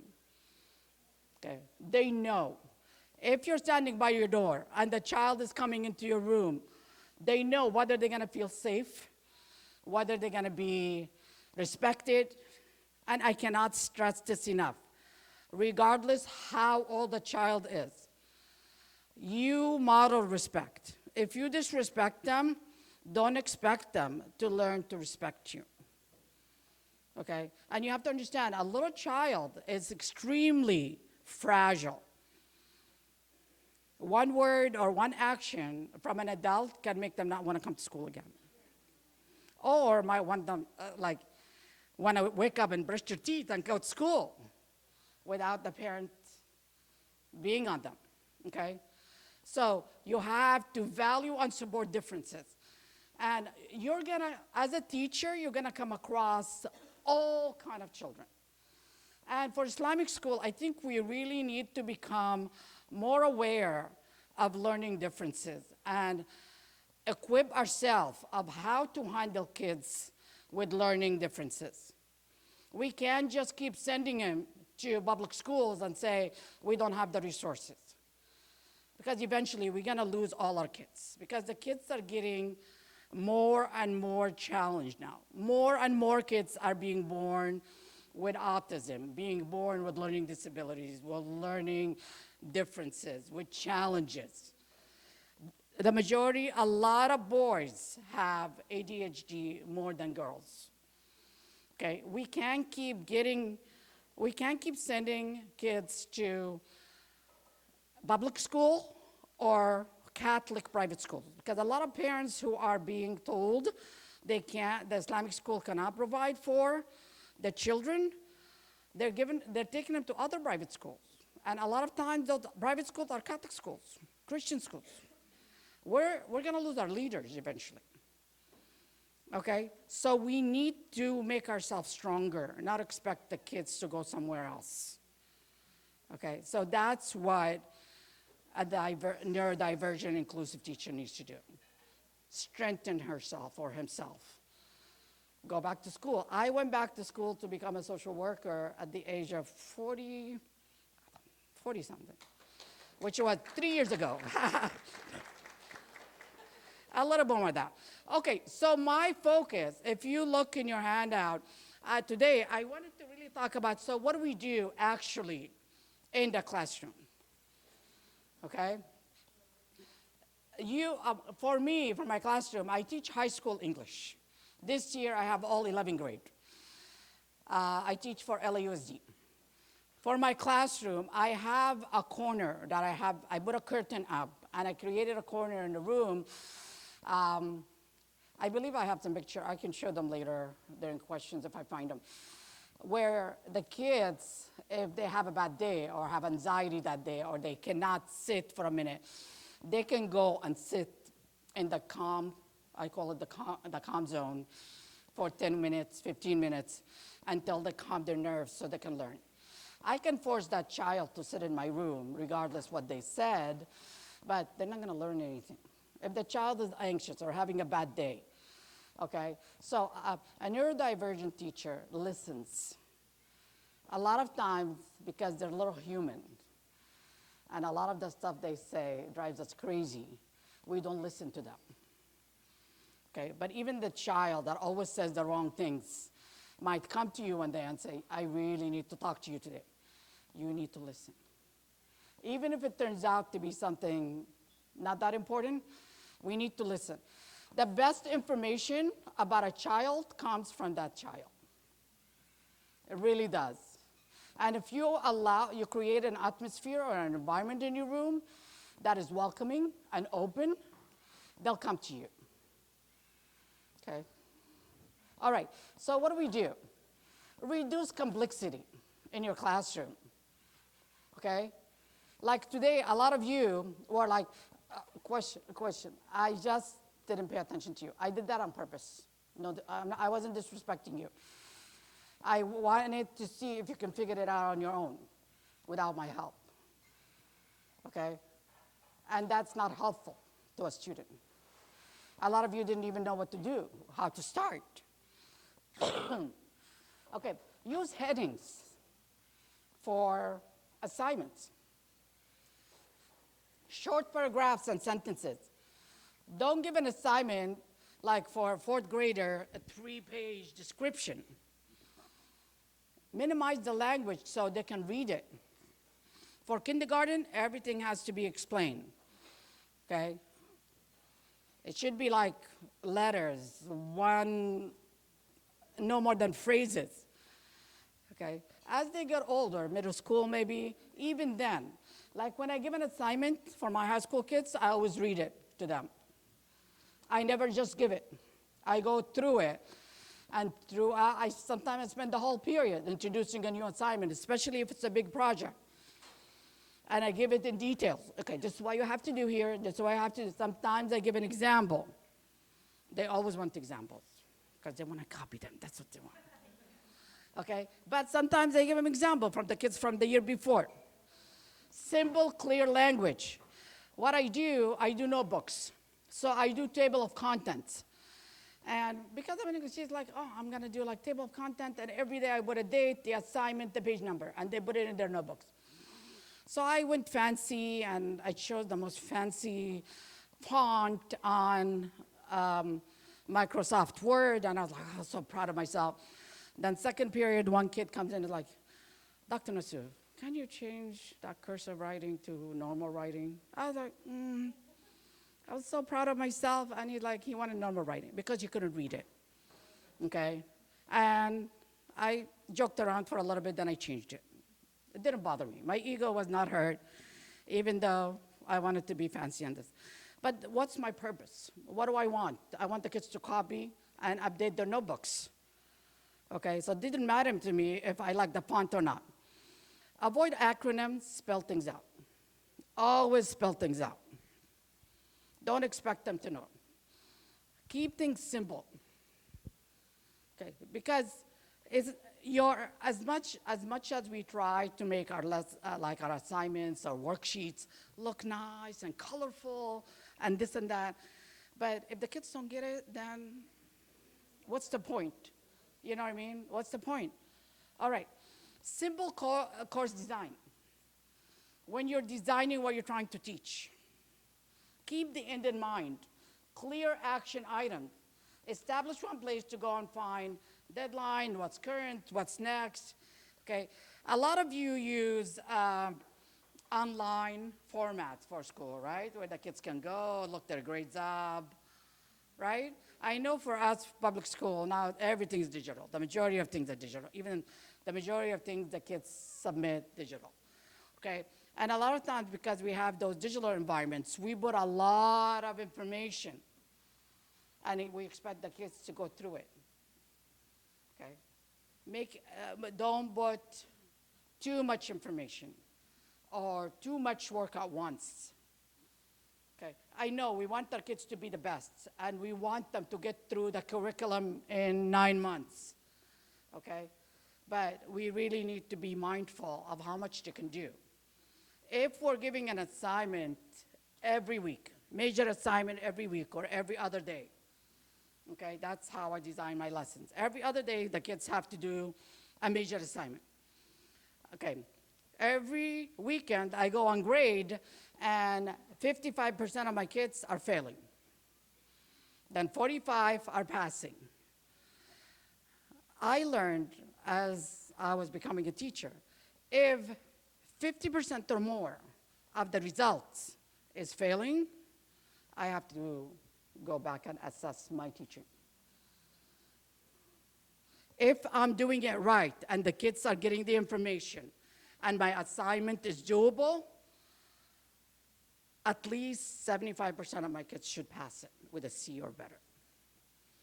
If I'm getting 55 and more, failing like D's and F's, I really need to go back and like, what am I doing? Am I going too fast? Is my design failing? Is giving the kids homework every night failing? Okay. What am I teaching them? What do I want from them? You know? Give advance notice and multiple reminders of upcoming assignments and tests. Every time I say, oh, don't forget, your assignment is due tomorrow, I get at least one kid saying what? What assignment? Thank you. Every single time. I can mention it 10 times in the period. And there's, sure enough, the bell is about to ring. Don't forget, assignment's due tomorrow. One child is saying what? What assignment? Never failed. If I had to like put money on it every time, I'll be a millionaire now. Okay? So, reminder, you have to understand, a lot of these kids, their main focus is not school. Okay? Their main focus is anything but school. Could be video games, it could be friends, it could be challenging stuff happening at home, anything but school. Yes.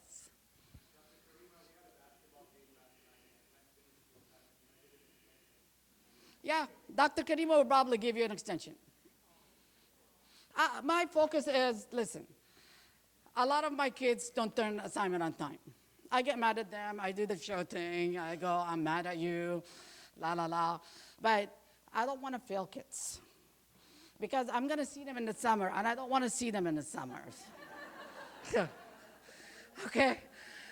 But joking aside, though, failing is tough. And a lot of these kids, because I get their IEPs, I know what's going on. I know who deserves an extension, who doesn't. And the end goal is I want to see that the kids is learning. I can give them a 0 after 0 after 0 and feel good about it, okay? But this child is coming to me for 9 months. It's like working every day and never receiving any kind of compensation. It's defeating. It's more than just a grade, okay? So yes, I do give extensions for stuff like that. They just have to come let me know. And the nice thing about high school kids, especially 11 and 12th grade, they're very vocal. They'll say, okay, can I get an extension? They'll communicate with you. They'll bargain with you. What if I do this? And they always wait till the last minute. I tell them to come to me earlier, and I do give extensions. I do, not all the time, of course, but yes. The grades were actually due Friday, okay? But those were just progress reports, so I'm not worried about them too much, okay? Constant formatting for assignments, always a consistent. Like for me, as an English teacher, the kids know how to format an essay. Okay, Times New Roman, double space. What's the other one? Times New Roman, double space. Okay. MLA. But I tell them double space, Times New Roman, and one more thing. What am I forgetting? No, it cannot be one page long. It has to be more than one page. Okay, so it's double space, Times New Roman, a 12-point font. That's the one. Darn. Okay, course content. Break, okay. Last year we had block schedule, so our periods were 90 minutes. If I stood in front of class and talked to these kids about a lesson or did a PowerPoint for 90 minutes, they'll either be on their phones or heads will go down. Okay, so you need to break whatever class period you have to 20-minute chunks.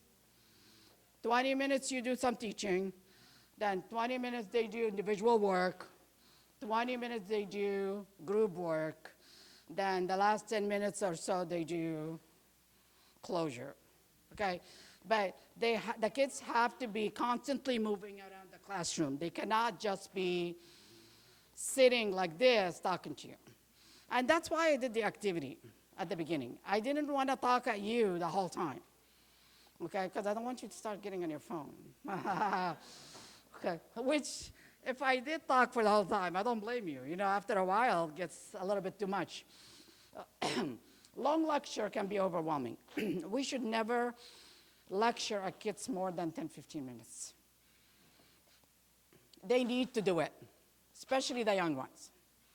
I do, in my classroom is set into tables, so long tables. So the kids always sit in groups, okay? And I always have them work with chart paper, in groups. These markers are actually my kids' markers that I brought with me today. So it's very important that everything is broken up and the kids are working. They have to try it. If you lecture at them for 30 minutes or 45 minutes, then you go, okay, here's the homework. You're gonna get it all kind of like interesting results, okay? Because they didn't get an opportunity to practice. They need to practice, huh? Exactly, okay? You're gonna end up grading material that's gonna give you anxiety, okay? And chances are you're gonna go back, oh my God, I have to reteach this anyway because nobody listened. It's overwhelming. They say attention span, I believe, is 5 minutes per grade level. So if they're in first grade, I don't know if it starts in kindergarten or first grade, but if they're in first grade, it's like 5 minutes or less. You know what I mean? So that's how you need to look at it. Imagine talking to a 5-year-old for 20 minutes. You know, they're gonna be like looking all over. Provide clear step-by-step instruction for assignments and activity. Always write it out and put it up on the board. Always write it out or give it to them in pieces of paper. Like if they're working in a group, give them a printout or put it up, okay? I usually give them a piece of paper on the table. Each table will have one, okay? The way I did the instruction for you today, it wasn't something I would do for my kids. I read it really fast. It was very small, but I wanted to show you, I wanted to see how you felt. But I would never do that because it's just, the kids right away is gonna say, we don't get it. Okay, what was that? Okay, can you read it again? Can you do it again? Okay, I'll get a protest. And my smallest class is like 16, but my biggest class is 33 kids. Okay, so 33 kids are gonna protest, and that's the AP class, so. Provide detailed grading rubrics. The kids are always gonna come to you like, how did I get that grade? Why did I get that grade? And in private school, if the kids don't come to you, who's gonna come to you? You are probably one of those parents. Some of you are probably the parents that go to the teachers, which is fine. It's your right. It's your prerogative, you know? But even with our private school, I get parents in public school all the time. Why did my kid get an F? I know the fact that they haven't turned anything in, maybe, you know? But that's a clear cut. Sometimes the kids have a C. I had a kid that came to me, I felt horrible about it, but I had the kid came to me like 7 times. It's like, Miss, I have like 5 percentages from an A. And they're thinking 5 percentages is the same as 5 points. Okay, but it doesn't work like that. He came to me multiple times. I would have rounded up if there wasn't an assignment that I told him multiple times to turn in, and he just didn't like turning it in. He had a B, so I didn't feel bad. And a B in AP class, it will become an A when they do the grade point average. Okay? Clear outline and timelines. A lot of times we don't tell the kids when the assignment is due. We can't say tomorrow, okay? We have to put it in writing. Okay, provide outlines for each lesson at the beginning of class or an agenda. What are we doing today? The kids, the minute they walk in my class in high school, Miss, what are we doing today? I go, we're sitting down right now. I need to take attendance first, okay? But I always have an agenda. The majority of us have an agenda. We have smart boards and we project them on there as the kids come in, if they need to do their notebooks, they take out their notebooks, they update the table of content, very routine, they know. They know to come in, they know if they're tardy.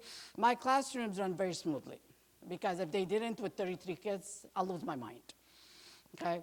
So I have everything ready to go as they come in. It keeps me sane and it lessens their anxiety. Okay, kids, believe it or not, a lot of us feel like that's not true. Young people like structure. You know how we used to complain to our parents, like, oh my God, I have to brush my teeth, and I have to sleep at 8, and I have to do my homework, da, da, da, da. But we grew up healthy because of that like structure. Kids who do not have structure suffer from anxiety and depression and all kind of mental health illnesses. Because not knowing what's going to happen as a child is scary. If I'm coming home, I don't know who's waiting for me, or I'm going to eat or not, or if my teacher knows what she's going to do today, or if she's going to scream at me because I'm not sitting down, or if I don't know, I'm going to be anxious. And if I'm anxious, I'm not going to tell you I'm anxious as a child. I'm going to misbehave. I'm going to distract myself and distract you so you don't see how I feel inside. Okay? So having clear outlines and timelines for children lessens their anxiety. Okay? And also stay on track when you have an outline for them. If you end up going all over and you seem confused and not clear, the kid's gonna see it. They're gonna tell you right away. They're gonna call you on it. Like, hey, miss, you were supposed to do that one first. And that kid would get stuck on it. They will get so anxious and confused. Like, no, we're not doing the story. Or if we're doing story time, then you skip to math. Oh my God. You might have a riot on your hands. Like, no, you said story time. But you run out of time, so you go to math. No, we have to honor it. Okay? Because the kid probably behaved the whole time because of what? They want that darn story time. And you skipped it. So the next day, that kid is going to be hell on chair, you know? Okay. Because you took something that they cared about from them. Imagine as adults, our husbands, our wives, our fathers, brothers, Brahmas is like an amazing dinner after work. I had a long day, I come home, no dinner. Ay. I'm going to be so disappointed because I probably thought about it all day. I don't have to clean.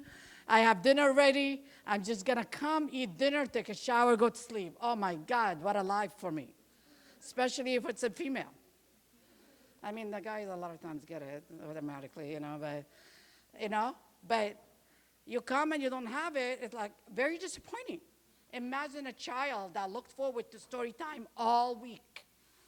Then because you ran out of time, you skipped it and went to math. Is anything going to happen in math? No, not for that child. They're going to rebel. That's it. They're going to shut down. Okay? So it's very important that you honor your commitment to the kids. It's not just a simple story time. You made a promise, and you broke it. So, sensory needs. In my class, I have a lot of widget toys that the kids can put in their hands and click, click, click, Some of them are noisy, some of them are quiet. But you know how the kids do this thing with pencils all the time? Yeah? Give them something so they don't do that. They need to have something in their hands. Amazon has these packages of sensory toys, and they're just small. And some people can put them on their keys. And they're popping, and the kids can put them in their fingers and roll them. Okay? I have a basket full of them, and the kids can just go to the calming zone and grab them and have them at their table. Okay? That helps you eliminate background noise, flickering, distraction, okay? And if you have kids that are dealing with these sensory distractions, be mindful of the lights in your room. In my room, I have neon lights, these big square, a rectangle, or whatever, those long lights, fixtures. What I did, I went on Amazon and I bought these mats that click on magnetically to cover the lights. And it made the light less harsh in the room, very calming, and it has like a scene of a forest. Okay, yes, ma'am.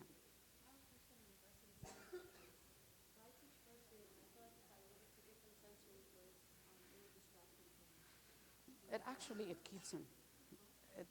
If don't give them to everybody, obviously. Okay, she asked, first graders?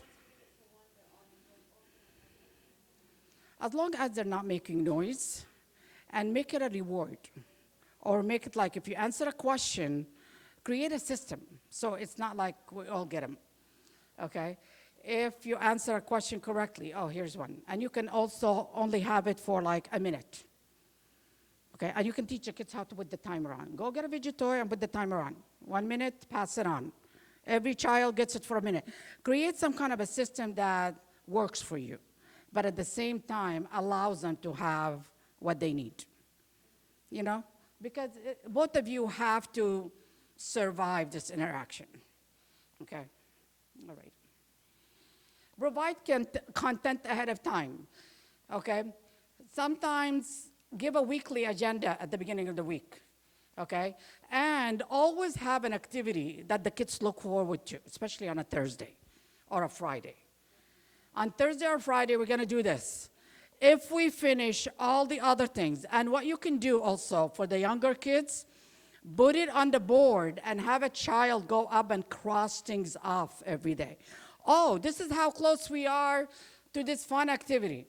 We're gonna do outdoor activity. We're gonna do, I don't know, we're gonna go outdoor and do a volcano or something. Or we're gonna go outdoor and do a race. But that's not gonna happen until Thursday if we do the math, the reading, the story, all the other stuff that we're not crazy about. Okay, so this allows students to follow along and process information more easily. They know what to expect. Okay, so I have math today. I don't really like math, but Miss so-and-so told us if we do the math on Wednesday, we're gonna do this fun stuff on Thursday. So I'm really gonna try, okay? I know a lot of teachers are very apprehensive about always rewarding students, okay? How many of you will work any kind of job for no compensation whatsoever? And you hate that job. Okay, our kids are no different. They like rewarding. Okay, and reward doesn't mean like always give them something. Okay, a reward can be in any form.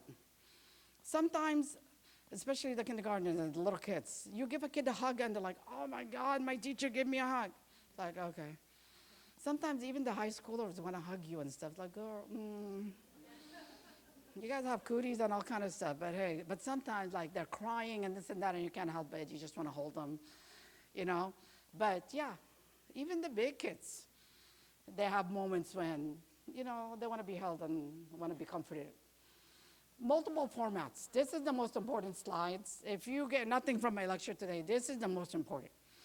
Whenever you give, especially a big project. I actually just gave a big project for a module that we did about teenage sleepers. Instead of just doing an essay, I allowed the kids to decide. They could do a speech, they could do a presentation, they could do an infographic, or they can do an essay. And a lot of them chose not to do an essay, which is good, because some of the essays they write, I don't know if I want to read sometimes. Okay, very challenging. But they did a beautiful job with their infographic, because they were able to put images in there, they included the research. If they did it in an essay format, it would not have been as amazing, okay? So I just want to know, allow them to shine. I always do, I love to do one-pagers whenever we finish a novel. We just finished reading In Cold Blood, and I gave them criteria to do a one-pager. I gave them a 12 by 12 page, and I tell them what information has to go on it. And it's a visual page. It has to have visuals, okay? And a lot of times in these one-pagers, the kids who are artists really shine, and you get amazing artwork. A lot of these projects I keep, and I show to kids year after year. And some of them are incredible. So look up one-pagers. They're amazing. And you can use them for as young as first graders. They're very simple. And basically, what you do with those one pager, you read a story or a book or math, and you tell the kids to express their learning on a one page. Okay, it's like a summary. Okay, so that's always provide alternative formats. Not everything has to be writing or a math page. Allow kids to express themselves in different ways. Okay, questionnaires and feedback from students. I do questionnaires at the beginning when I start a class, and I ask the students about their background, their interests, what things scare them, what do they want me to know. A lot of times the kids say, oh, I get really nervous when I learn math. I get very anxious when my parents don't come to pick me up on time. Okay, so I do opening day questionnaire like on the first day of school. Okay, then I do feedback about assignments. Like every time we do a major project, a big project, a lesson or something like that, I ask the kids to reflect, and they give me a reflection. I do Google Forms a lot, okay? It takes the kids 2 seconds to do them, and they give you a lot of information, okay? So always like an opening survey when you first meet the kids, and any feedback you want about an assignment. Especially if an assignment, if a lot of kids fail on assignment, you want to do a feedback. You want to see what's going on. Why did the kids do so badly? What did they struggle with? Okay? It's different if all the kids just didn't do it. But if they did it and submitted something and there's a lot of misunderstanding, then definitely a feedback form is necessary. Okay? All right. I think that's all I have. Okay? We can do questions as much as you can. Go ahead. Do you face sometime with any students challenging and you don't have an answer for that? There are times when I face challenges where I have to go outside of the classroom and find resources. Usually, the high school that I work at is very comprehensive, a huge high school. I think we have 2,200 students. And we have psychiatric social workers, we have counselors, we have diploma counselors, we have all kind of counselors you can imagine. And we have special education resource teachers, so there's always someone on that campus that knows the answer. I just have to go out of my room to figure out, okay, why is this child not here? I had a kid that was coming to school this semester, but he stopped coming. I asked around, and I found out that his dad had a car accident, and his dad is in the hospital, so he's staying with dad because he's the oldest child and stuff like that. So it took me a minute to find out because he wasn't coming, but it's just a matter of using the resources you have. And sometimes it's as easy as calling the home. It's like, help me out. This kid obviously struggling in this one area, what have you. The best resource is the parents, because they know. By the time the child comes to you, they had that child for at least 5-6 years. So they've been through it all with that child. Okay? Yes, sir. Thank you, sir. Alhamdulillah.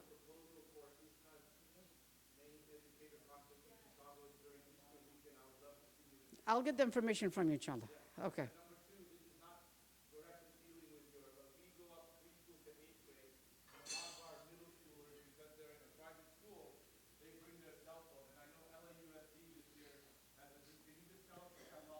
Well, our school just started the policy about 4 weeks ago. What they do, they have pouches. As the kids walk into the school, they put the phones in the pouches lock. It's been heaven since they did it. And the kids, I've only had one incompliant child, and I was like, Tristan, phone on my desk. And he put it on my desk. But I'm the teacher they don't want to mess with. Okay? But the kids will give the phone up. And if they don't, they get sent home. But it hasn't been an issue at all since it started. And the kids are not having like panic attacks or anything. They're doing really well about it.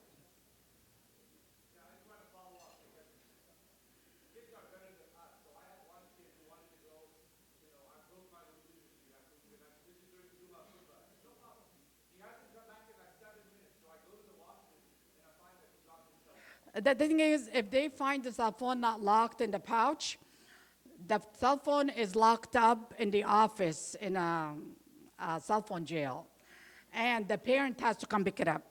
The kids like having the cell phone in the morning before school and after school because it gets unlocked after school.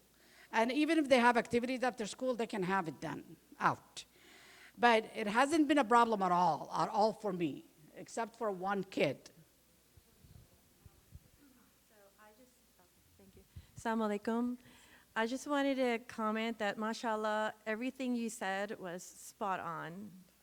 And, having been in the classroom for at least 25 years, I've been in different scenarios as well. And I just want to say, we recently had an in-service day, and we talked about a lot of the topics that you went over. And I really love that you had the slides and everything in detail that breaks it down for pedagogy as well as social, emotional, and, student health. So, thank you so much. I just want to say that comment because, breaking down that instruction time, making sure you don't skip what you have promised. Those are very, very important to engage students. So thank you so much. I really appreciate that. And I'm so happy that we're here because this is a way that we can learn from you. So thank you for that. Thank you for having me. I'm honored, Thank you. Any other questions?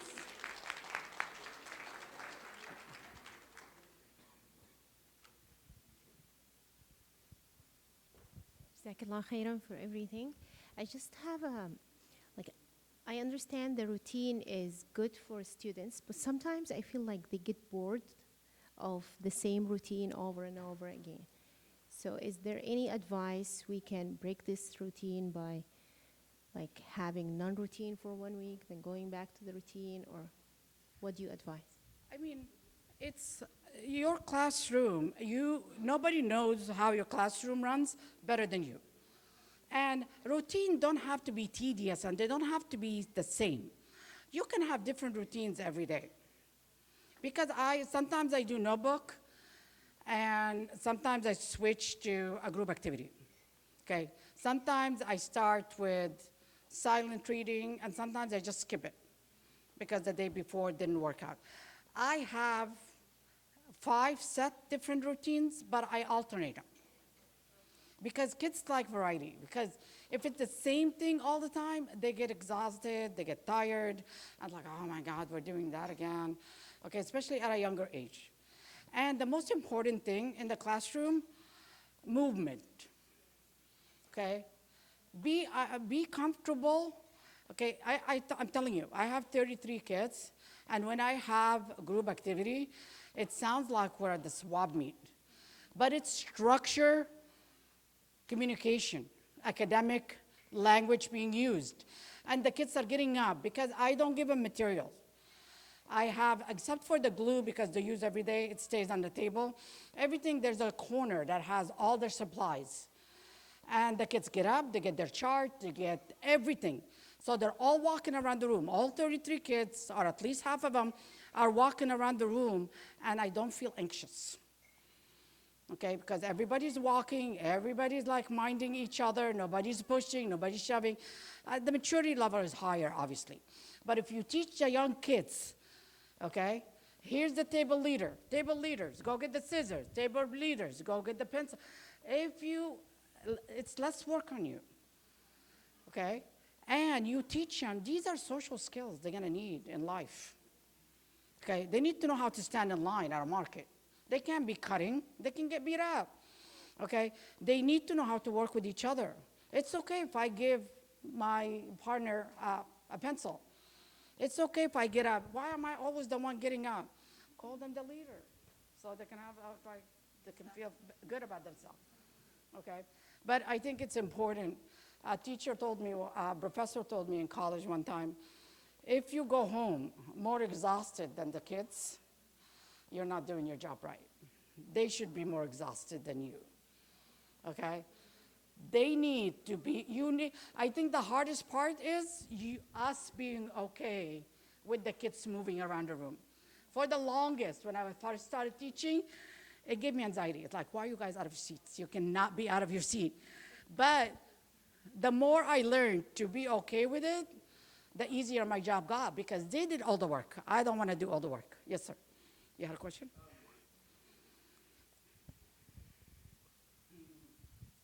This is a real question. We can't match your salary, but would you be willing to come to a private school? I'm 6 years from retirement. Yeah, we can't match that. I will after. But then let I'll me, come for free after retirement. is Madam President here? Dina, are you here? If you're considering the Association of Islamic Schools has a president or senior advisor, I think Sister Karima should be it. Give him a round of applause. After retirement, I'll come to any of your schools for nothing. There you go. Quote me on that. I have 6 years. I need to finish them so I can get my pension. You know, I worked for 21 years. I can't just leave now. But after that, I'll be more than happy. And anytime you want me to come for a weekend or a workshop, I'll be more than happy to. I always learn, honestly, being with you teaches me more than I'm teaching you. I learn how, go ahead, sister. So about this routine thing, I want to add a little bit. I learned a lot from you. Thank you so much. First of all, I want to say thank you. I work with kindergartners, you know, the small ones, the little ones. So I think having different routines is very important.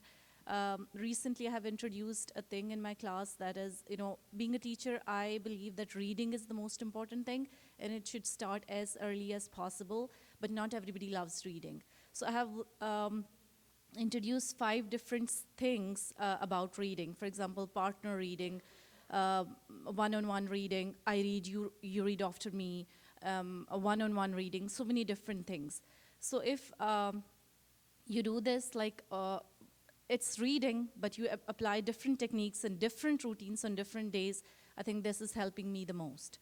You know, sometimes I tell them, there are a few kids who are struggling, so I will tell them, okay, if you say only the beginning sound and the ending sound of this word, you're great, you're good to go. So different routines in different times, I think this is very important, and it helped me a lot.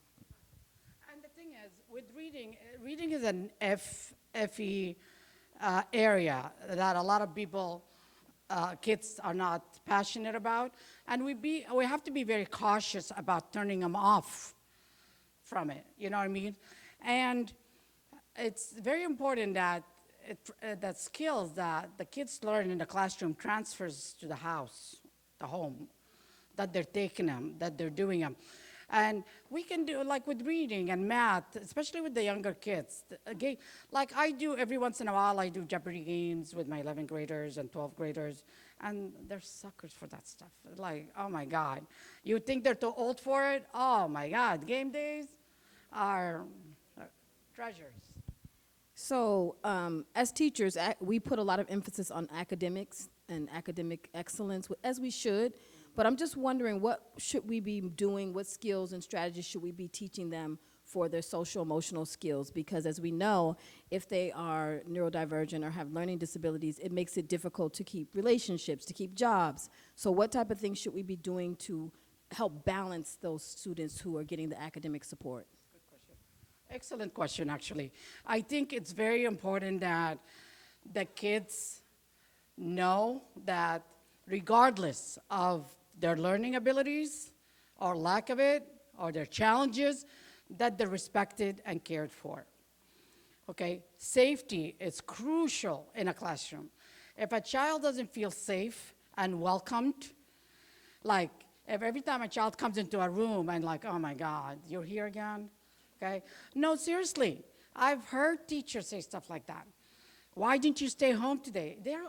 Imagine somebody, as an adult, tells you, why are you here today at this conference? You know, it's cruel. Okay, who's the ultimate teacher in our religion that we do everything according to him? Sayyidina Muhammad, alayhi salatu wassalam. And if he was cruel and he was unkind, if he pushed, a surah came down because he told a blind man to go away right now. Can you imagine? Okay? So I think, alhamdulillah, our religion guides us, and we have all the tools in Islam Rasulullah sallallahu alaihi wasallam did everything possible to provide us as an example, including a blind man, a person with challenge.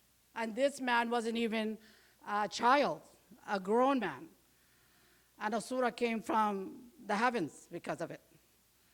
So that tells us a lot. Imagine what we do day in and day out. And you have to understand, for some of these kids, I know where I teach because I teach in South LA, okay? Right in the middle of the hood, you know? And I know a lot of the teachers that these kids come across are the only example of an educated college person. And if I'm going about saying stuff like, oh, you're here today? I honestly had one kid in sixth period that is driving me nuts, and I'm telling myself, I need to calm down on this child. I need to be less on him all the time, okay? Because I know that I am being really tough on him. I mean, he deserves it 100%, okay? He deserves it. He's not innocent at all. But I keep telling myself, still a child, I need to calm down, okay? Like, I'll be teaching something, and the whole time, he's talking. The whole time. I'll look at him, he'll stop, and we both stop. The minute I go back, he starts again. Okay, so, but I really believe I'm really tough on him. And one thing, you really have to be mindful of those kids that annoy you. Don't tell me there's no child in your classroom that doesn't annoy you. There's always at least one that drives us nuts. You need to be the kindest to that child because there's something about you that's making you feel that way, not just a child. So you need to be mindful of why you feel that way. What does that child remind you of? Why is that child annoying you? But part of it can be the child is just annoying, or they talk a lot, or they're active a lot. But part of it is you. And remember, you're the adult. You can control those tendencies. They really can't. You have the tools, they don't.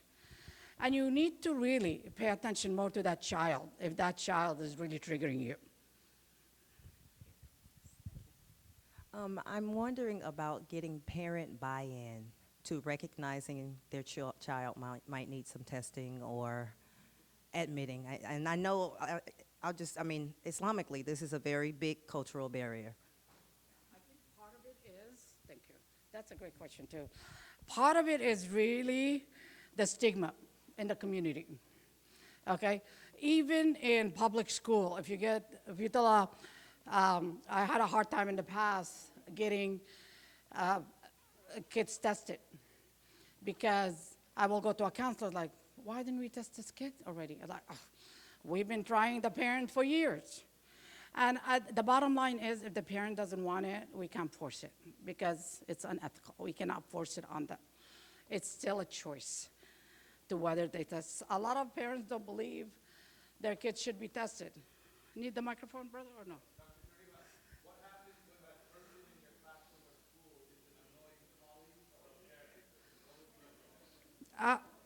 Annoying colleagues and parents are not allowed in my room. It's not in my contract. It's not in my contract. Are you required to have a colleague or a parent? And parents, they have rights to come.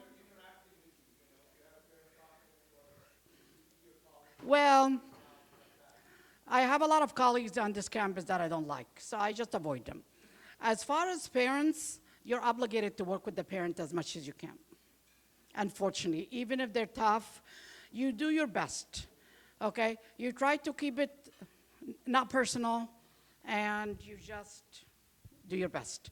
We have 2 minutes, and lunch is ready. I don't want to take that away from you, okay? If you have any questions for me, you have my information. You're more than welcome to text me. Please, if you text me on my phone number, let me know who you are. I get texts all the time and phone calls, and I don't know who the person is. So if I say, please tell me who you are, don't get offended, please. Okay? Barakallahu feekum. I'm sorry. I'm sorry. Oh, our MLT name. Did everybody get a handout on my card? If you didn't get one, please let me know. I have extras. You need one? Oh, I didn't put them on I'll get them right now. Thank you so much. That was amazing. Thank you so much, Dr. Karima. That was excellent. Let's give her another round of applause, you guys. MashaAllah. So it is almost lunchtime, but right before lunch, we have a couple of quick announcements. I want to bring up Sister Ibru from Human Appeal, and then we have Brother Tabari from Lamps of Light, who will also be speaking with you guys. Assalamu alaikum. Please, if you guys can sit 5 more minutes, this is extremely important. I'm not an important person, God no. But what you're about to see is important. Brother, if you can please play our video. By the way, my name is Sister Ibru Shahin. I don't know if you know me, Southern California. A lot of people know me as a Turkish lady. I work in nonprofit almost 10 years. I switched several different organizations and end up in Human Appeal. MashaAllah, Bismillah. Human Appeal is the #1 in the world. Easily, I can say that. Please watch our video. Thank you all so much for watching. What you see is not like dated video I pulled out from an archive. This has happened last week. Last week, from Hashemite of Kingdom Jordan, we landed 2 helicopters, mashallah, into Gaza and give almost like 60, 70, 80,000 package of food. So I'm not here to ask today for you, come pay me for food or zakat or sadaqah. It's coming in Ramadan, I'm going to get you. What I'm here today, please sponsor me minimum 20 child orphan. That's all I'm asking, minimum. And if it's 100, Allahu Akbar. I have a table outside. Each child, $60 a month. You will sponsor 1 Gazan child. How we have them? We take them safely out there, either in our Jordan or Turkey or Syria center. In one of them, we have these children. Believe us, we have. Maybe not in Gaza, we have in the neighboring countries, we have our orphanages. Come have a child sponsor from me. Barakallah fiqh, that's all I'm asking. $60 a month or $700 for the whole year. Even I have a couple childs. My son is in college, he has 1 child somewhere. I'm gonna encourage you. I know you're all, educators. I'm not asking you thousands of dollars in donations or zakat, but please, if I didn't in your heart, come and sponsor a Gazan child today. Jazakallah khair, that's all, thank you. And Shura Council, mashallah. Assalamu alaikum wa rahmatullah. Inshallah, I'm going to ask you guys to just listen to this video very quickly, and then I'll get out of your way. After maybe 2 minutes of talking. Can y'all hear me? Okay, Jazakallah khairan for your attention. My name is Tabari Zahir. I'm the founder and director of the Lamps of Light Project. I'm a regular khatib around Southern California. I'm also the Muslim chaplain at UCLA. And so I have my finger on the pulse of the Muslim community, especially the youth of the Muslim community. Many of our youth, they're suffering from internet-based addictions. As educators, if you don't know this and you don't understand this, somehow you're in a bubble. Because there's a lot of studies that are being done, and it says that almost 100% of youth today have exposure to pornography. 100%. And our community is no exception, all right? I'm telling you, we have almost 1,000 Muslims on campus at UCLA, and I get this all the time, which is this is the whole impetus for starting this organization, Lamps of Light Project. I get phone calls from all over the world, actually. Every Muslim country, they're calling, asking for help with, training their clinicians, starting support groups and things like that. So we do have this clinic, alhamdulillah, in Riverside, where people can receive in-person treatment at the individual level. We also work with couples, we work with families, but our specialization is actually with addictions. We have the peer-to-peer services that Nadia was talking about, which is sometimes the kids, they don't need professional counseling. They just need to talk to someone that's been through what they've been through, and can tell them, hey, listen, you don't want to do that. You don't want to go there. And this is the reason why.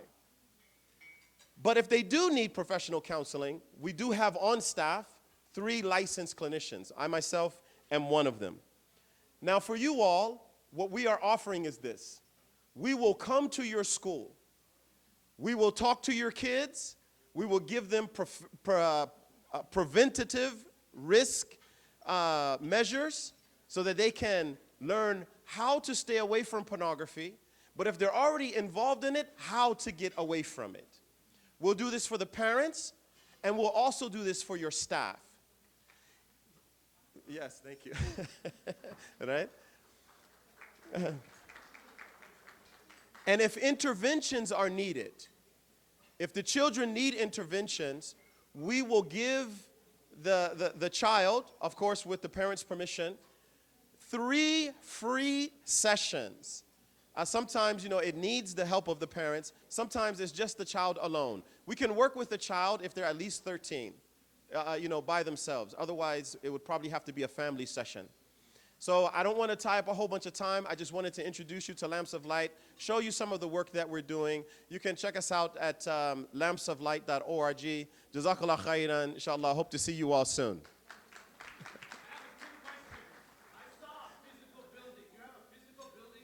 We have a physical building in Riverside, 3,000 square feet, with 4 different therapeutic offices, yes. I have the pleasure of introducing Dr. Omar Mahmoud. And I've been looking forward to this presentation. This brother is a neuropsychologist and professor at Bayan Islamic Graduate School. His clinical work focuses on neuropsychological assessments for children and adults, including learning disorders, developmental delays, cognitive disorders. He has provided psychological consultation in both inpatient and outpatient settings and has experience working with Arabic-speaking population in the Middle East. As an educator, Dr. Mahmoud has taught courses in clinical psychology, cognition, and neuroscience at various academic levels and has supervised clinical trainees. His research explores cognitive neuroscience, brain development, and the effects of substance use on cognition, utilizing, Assalamu alaikum, ladies. Why are teachers the worst students? So let's give him a round of applause. He comes with a wealth of knowledge, and please, you guys are going to get so much from this presentation. Thank you.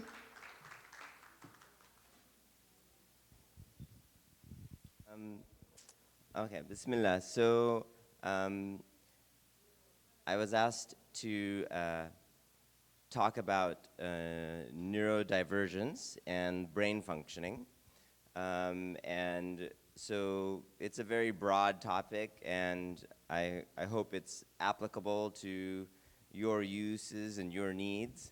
But I'll just give you a sort of an overview of how I look at brain functioning, and we'll focus a little bit on younger populations, people who are developing, students, children, adolescents, and those kind of things. So just a quick review of my education. In neuropsychology, you take, after your bachelor's degree, you get a master's, and then you get a PhD in clinical psychology, and then you specialize in neuropsych, which is another few years of postdoc training. So in the end, I was still in school in my early 30s. And I don't know, my son later, he asked me, is it worth it? And I'm like, I don't know if it was sometimes you feel like your colleagues, your friends are already, living a life, and, having their first homes and their cars, and I'm still a student. So you have to really, I usually tell people who are interested in this field, you have to have a certain passion and a love about the topic. Otherwise, it's a little bit of a difficult journey. For many years, we've, tried to thought about the human brain, and for hundreds of years back, people have even started to make diagrams about the brain, and to, some of it is quite artistic ways. And I think it's part of it is we're always fascinated with the brain. And that's something that even me, when I got into this field, was I was really just interested in how does the brain function and how does it develop. It's such an amazing organ, you know, that Allah has put in our creation. And there's still so many mysteries about it we don't know. We don't know much about the brain, to be honest, even with all this technology. You know, so one of the questions that we always wonder is, what's actually happening in the brain, you know? And so we have neuroimaging now, and we have ways to scan it, and then we have ways to test the brain function. And I'll discuss a little bit about that today. If you go back historically, there was this field called phrenology, where they would feel the head, and they would try to diagnose the patient based on the bumps of the head. And it was developed by this guy, Franz Gall, and he would basically map different parts of the head to touch, and he would examine and figure out, okay, this person has a certain diagnosis, or this learning disability, or this personality. Of course, later we realized it was pseudoscience. It's not really related to anything real, because all he was measuring was the bumps on the skull, which is not, you know, scientific in terms of the brain functioning. But you know, they even documented it in paintings of him doing this. And so like the idea that you could diagnose someone and map their brain. Now that concept we can still use today. How do we map different abilities in the brain? We don't use it now by the physical touch of the head. But you know, I always joke on this picture here, you know, they're examining this young woman, but actually all of them have very misshaped heads, you know, and she's probably the most normal one there. A quick review of the brain. We have different lobes of the brain. Many of you, I'm sure you've heard, it's famous sections of the brain: the frontal lobe, parietal, temporal, and occipital. Those are the main areas of the brain. The frontal is very famous because it's right in the front of your head. And our brains are consisted of neurons. That's all the connections in the, you know, cellular and even level, where it's microscopic, but basically we have all of these networks of neurons connecting in our brain, and that's how we function. And that's how different parts of our brain communicates with other sides of the brain. The basic structure of a neuron is the cell. You know, you have the nucleus, and you have these dendrites here, and an axon, and basically this is the vehicle by which our brain sends neurochemical and electrical messages from one cell to another. And when we're born as babies, we have an abundance of neurons. Actually, we're born with too many neurons initially. And then as the child grows and develops, we start pruning, you know, and kind of, I guess, shaping the networks of the neurons. At the very, you know, microscopic level, then we have the neurotransmitters. So this is when someone gets a drug that affects your brain, or a psychotropic brain medication. Usually they're trying to alter the neurotransmitter levels. And so sometimes if someone is very depressed, we find that they have a low level of certain levels of neurotransmitter presence in their brain, and so the medication is there to kind of boost some of those neurotransmitters so that they could function more properly. Same thing with ADHD medication, anxiety medicine. A lot of these things will affect the neurotransmitters, and that's how we change a lot of things happening in the brain when we use medication. Now, as a psychologist and neuropsychologist, I don't necessarily advocate medication all the time. You know, the psychiatrist is someone who will focus on medication. But as a neuropsychologist, I will focus more on assessing the patient and coming with recommendations and understanding if there's any other factors that we can assess. Generally speaking, medication is not meant to be a cure. Medication is meant to help you with some of your symptoms, you know. It doesn't solve the core issue. So if you have a headache or if you have a sore throat and you go and you get your Tylenol or your, you know, medication, your cough syrup, you're treating the symptom, but you're not removing that infection. The infection will either, with time, your own diet, rest, your ability to recover, that's what's happening. Same thing with mental health issues. People will take, antidepressant medicine because it helps with the symptoms. You don't feel as sad, you have more focus, more energy, but it doesn't remove the cause of why are you depressed to begin with. That is where the psychological intervention is usually taking place. So the frontal lobe, as we mentioned, it's a area of the brain that is important for something called executive functioning, your ability to make decisions, planning, organizing things, all your strategy. That's in the frontal lobe, and so this is the nausea, you know, the front of your head, where all of your decision making is happening.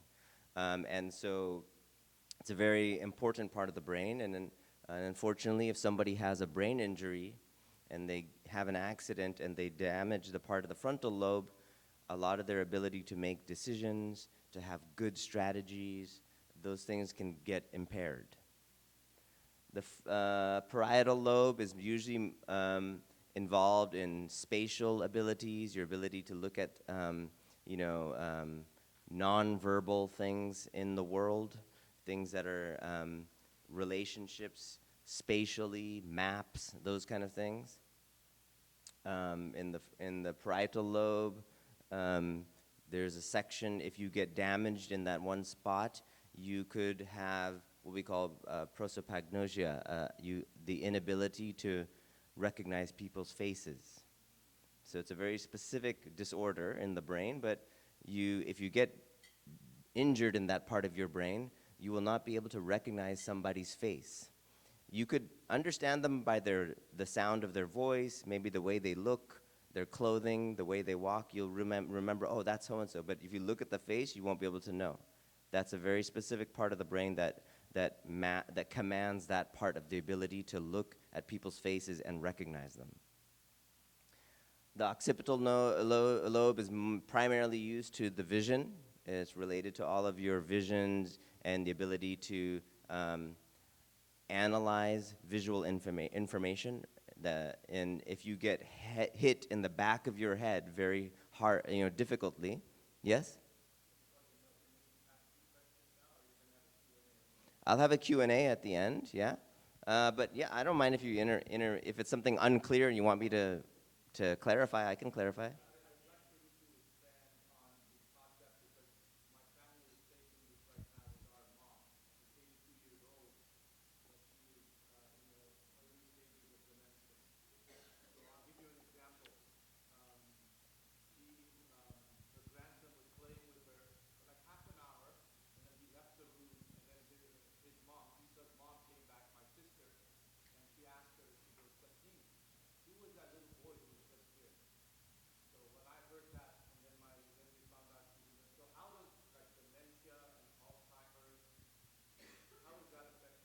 Great question. And actually, this is related to all of the topics of changes in the brain, right? So neurodivergence, in a sense, is about just different brain functioning.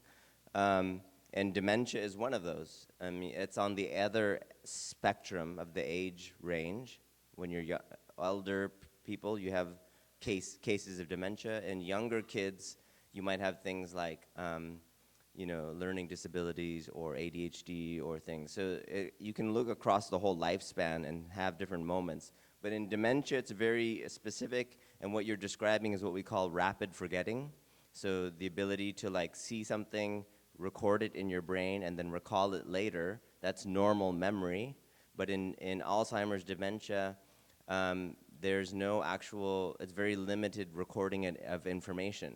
They can maybe look and have an immediate reaction, but then after 10, 15 minutes later, that memory is not recorded. And so you get rapid forgetting in dementia. And that happens usually in the temporal lobe.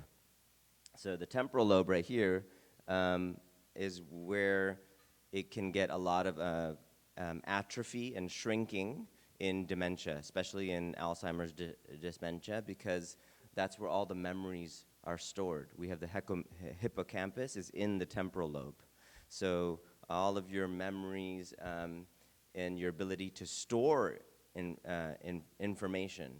Now, you can have another type of dementia, which is called vascular dementia. Some people have heard of maybe if you have stroke or high blood pressure and it's not well controlled in the brain, then you can have something called a vascular dementia, and they don't have the same profile as Alzheimer's, which is instead of rapid forgetting, they have something that's called a retrieval deficit. And usually they have problems with forgetting as well. If you've had a stroke or if you've had major vascular problems in your brain. But usually if you're given a reminder or some kind of clue, you can kind of remember some of it back. So the problem is you're not retrieving the information. So it's being stored in the brain, but you're not able to recall it. And a lot of people find this later in life. When you get older, you can't find a certain word. It's called word finding difficulty. I'm trying to talk to you, and there's a word I'm trying to say, and the word I can't get out. I have to go around and find another way. Word finding, it's involved as well as with the temporal lobe.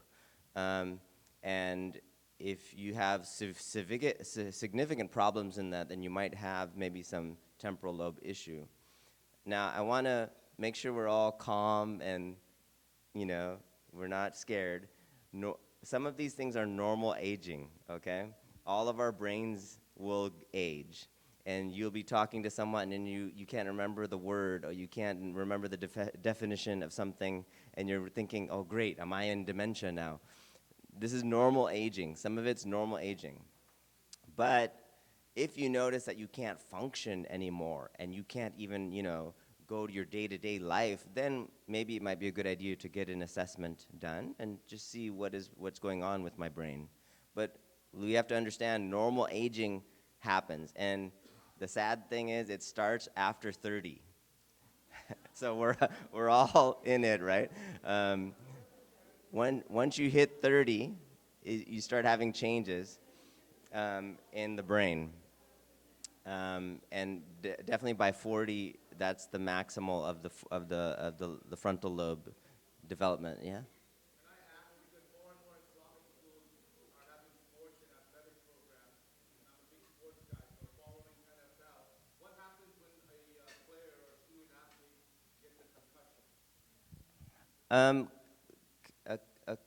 Maybe, do you mind if we'll go, that one will go to the later part of the Q&A, because that's involve injury and things like that, and there's a whole field of, brain injury.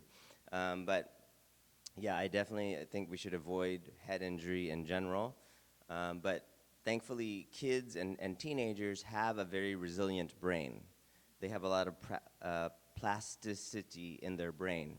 So they're flexible, and so even if they get knocked out or they have an injury, their brain has ways to compensate and rewire itself. Later in life, it's much more difficult. If you have a TBI, a brain injury, as an adult or an elder person, the brain doesn't have as much ability to cope with that. You mentioned about not recognizing the face Yes, correct. So in the eye itself, yeah, in the macular degeneration. But it's a different, that's not a cognitive issue. That's an actual visual problem. You're not actually seeing the person's features in the face. This would be someone has a clear picture, but they still don't know because they haven't connected it to the meaning of it. Underneath the cortex, we've been talking about the cortex this whole time. Frontal, temporal, parietal, that's the cortex. Underneath the cortex is what we call the limbic system. And this is normally thought to be the emotional part of your brain. This is where the fear is, all of your passions, all of your desires are usually in the limbic system. And so normally the emotional part of the brain, it's the first thing that starts forming. You see a baby, they have emotions. Right away they have emotions, and their emotion for most of their childhood. And it's growing and growing.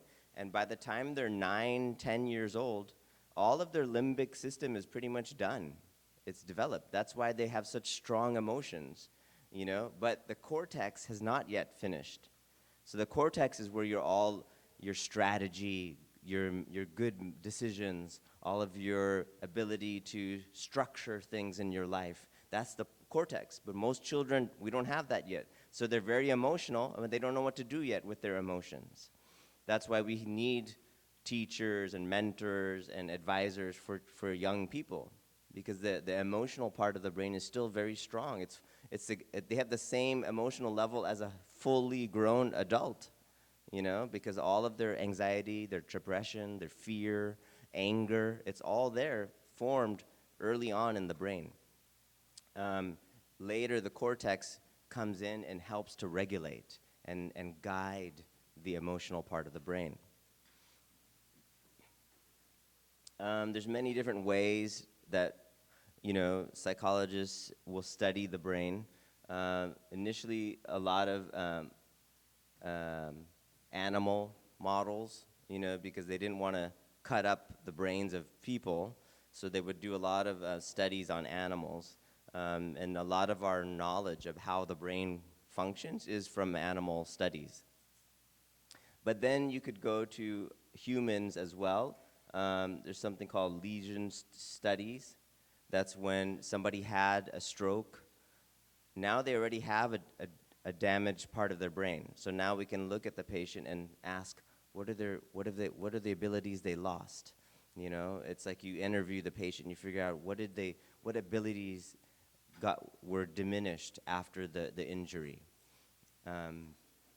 You can also do physiologically things and brain scanning as well. The neuroimaging is like MRIs, PET, MEG, those things where we actually image the brain.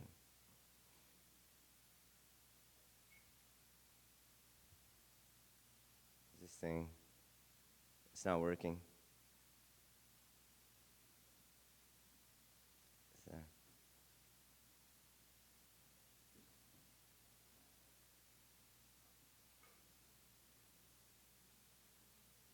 Oh. Okay, now it's working. All right. So again, the models. We'll skip a little bit some of this.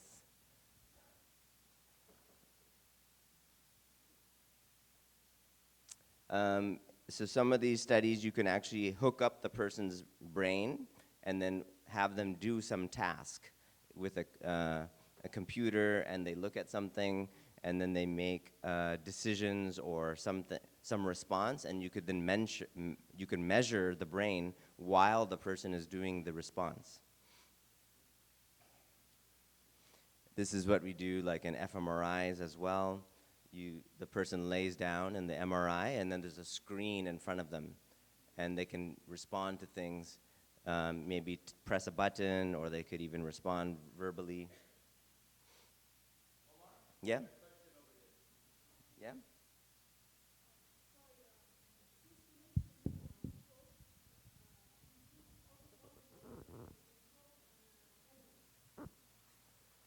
Sorry, I'm getting hot.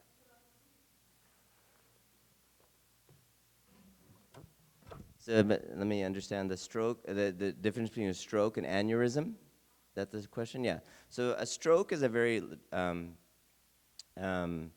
larger, there's a term they used to use, they would sometimes call CVA, a cerebrovascular accident.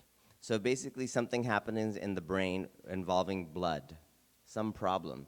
So the stroke could be a part of your brain, just doesn't get enough blood, and so that little part of the brain dies. That little section dies. An aneurysm is usually a blood vessel that's gotten, ballooned a little bit, maybe too much blood pressure, and it pops. And then that blood, the problem is if you get blood onto the brain, that's also dangerous for the brain. So it will become like a little bit, necrotic there as well. So they're similar. Sometimes they have similar results, but it's a different process by which the brain, problem happens in the brain. No problem.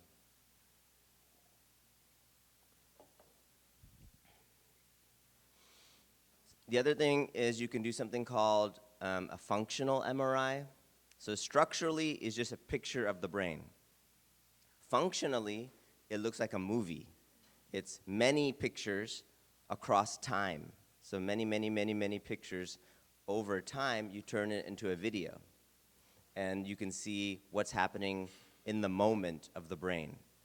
A structural MRI, it will not show you things like happening from time to time. It's just one time point. But the functional is many. And so that's how we will get, we measure the blood flow in the brain. And that's what the MRI helps you to detect the signal by where more and more blood flow is happening in the brain. I'm going to skip some of this. But this is just a diagram to see where the person sits in the MRI, and then there's a projector showing them all of these images or videos, and that's how then while they're processing, we get images in the brain. One thing I'm just going to skip some of these things just for time. One thing to look though is, let's say the person just sits in the MRI and we don't do any task, no assignment, no video, no pictures. Just sit in the MRI scanner, close your eyes, and lay there. Even if you do that, you're going to get a signal. It's called a resting signal. The resting brain is also still having all kinds of functions happening, things going on in the brain. The brain is still sending messages to the heart, to the lungs, to the digestion. If there's any pain, it comes back up to the brain to process. All of these things are happening, even if the person is just sitting here without doing nothing. Even in your sleep, your brain is functioning, having various, processes, things happening in the brain. I mean, part of that is just subhanAllah, that was one of the things that I got really into this topic, that Allah has this brain that's, even when you're asleep, it's still doing all of these things to manage your functions. So you can scan a person and get the resting state as well. And then you can compare. If you know what their brain looks like when they're completing a task, and you can subtract out of that the resting parts, and then you find out, this one specific part of the brain seems to be lighting up when the person does such and such task. There's so many kinds of ways that people assess the brain. We have MRI, like I said, PET, MEG, EEG. They all have different. Some things take a long time. Some are much quicker to quickly measure. And some have much more spatial resolution, and some things are much more wide, broad. They've done studies where they look at the brain. These are people who have drug and alcohol substance abuse, and you can see, even if they just see a picture, of a normal drink versus alcohol drink, the brain suddenly lights up as if they have the drink with them, even just the picture of it. That's why if you're really an addict, just even looking at the thing that you're addicted to will start provoking your brain. And you'll be like, oh, I need to get it. And even though you haven't touched it yet, just the image of it. And so it's very difficult for people with substance use. We don't want them to have any access to even the peripheral, kind of things around them, because they remind them of their own addiction.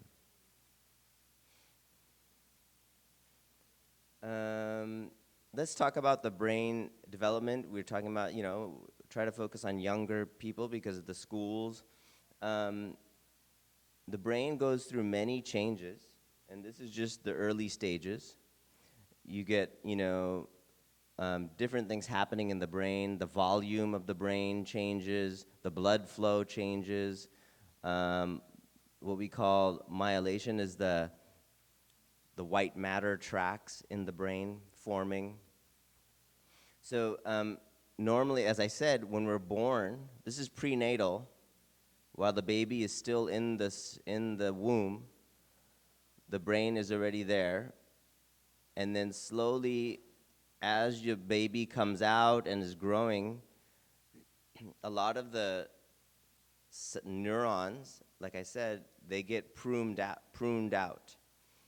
So imagine a sculpture starts with a big cube of clay, and then you chip away and you make, things until eventually you've deleted this, removed that, removed this, and eventually you get a sculpture, right? So the same thing with the brain.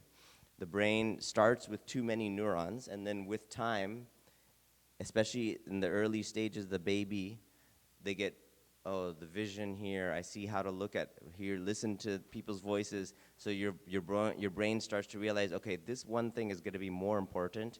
Let's delete this other part we don't need. Let's get it more efficient. Every time the system gets more and more accurate.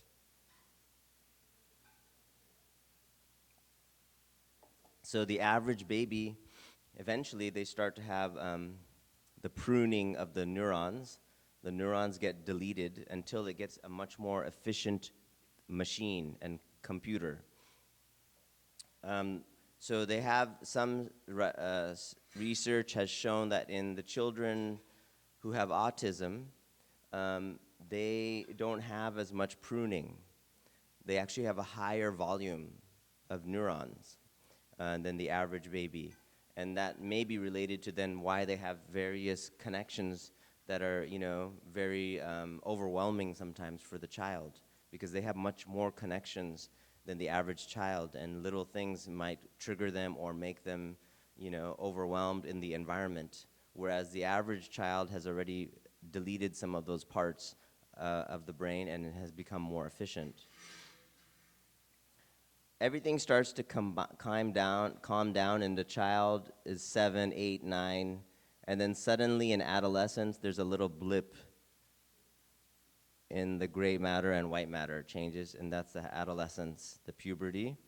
There's a brain change as well. And this is something to always be aware of, that the brain has to kind of reorganize things in the adolescent stage of life. And that is now where the adolescent is trying to explore more about their ability, their identity, who they are, how do they function in this world, what is their role. So all of their brain is now reorganizing some of these things, and they're getting a lot of these, the synaptic refinement, the way that their neurons start to have pathways. And some pathways get strong, some pathways get weak. So over time, the brain changes from, these are studies where they go from age 6 all the way to the early 20s. And all these things kept developing and changing and changing and changing. Pretty much by the teenage years, most of the brain is done. It's not functioning too much, except the frontal lobe. The frontal lobe is still developing. And most studies show that the frontal lobe is not completed its development until the age of 25, 24 for women. Usually women develop a little bit faster than the boys. And that's just, you've all noticed that already in the classrooms. So it's very interesting, you know, when you think about develop what, in terms of like, when is the child done? When is their brain ready? And the frontal lobe is still going even after 18, 19, 20, 21. So, you know, we continue to see the frontal lobe changing, and the myelation, the connections of the white matter, all the way up until, I said, early 20s. Does anybody know what age does the rental age allow you to rent a car?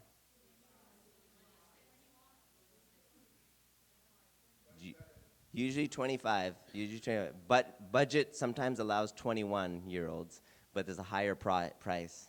But, huh? So, generally the average is 25. And the car companies, they did not study brains. They just studied how many accidents happen, and they're renting a 19-year-old, 20-year-old versus a 26-year-old, and they get enough data, they realize we got to put a cutoff on this just for our own liability and our insurance, you know, these things. So, you know, it's very interesting. The frontal lobe changes.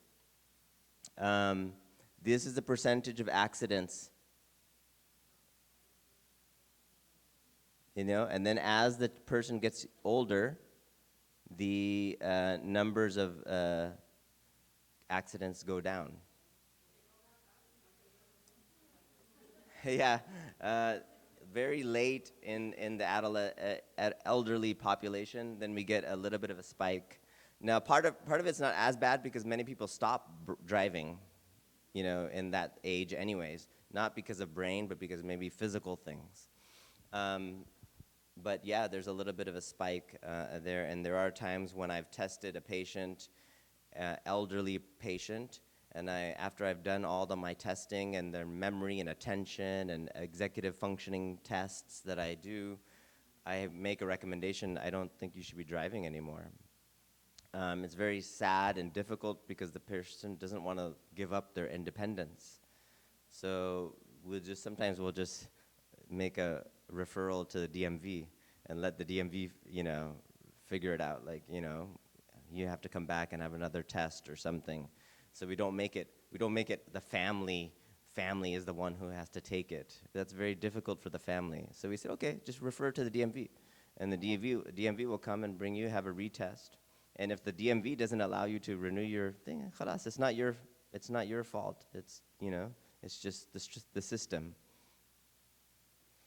So the brain changes in early adulthood. So then, what about when, you know, again, we're talking about all those different brain changes. What about if you're a neurodivergent person? So the divergent, I apologize, I didn't hear my colleagues' talks earlier this morning, so probably some of this is very similar. But the idea that, what is divergence?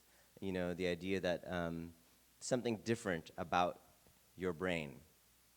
And every person develops their brain in a unique way, but there are some things that are more typical and some things that are not typical.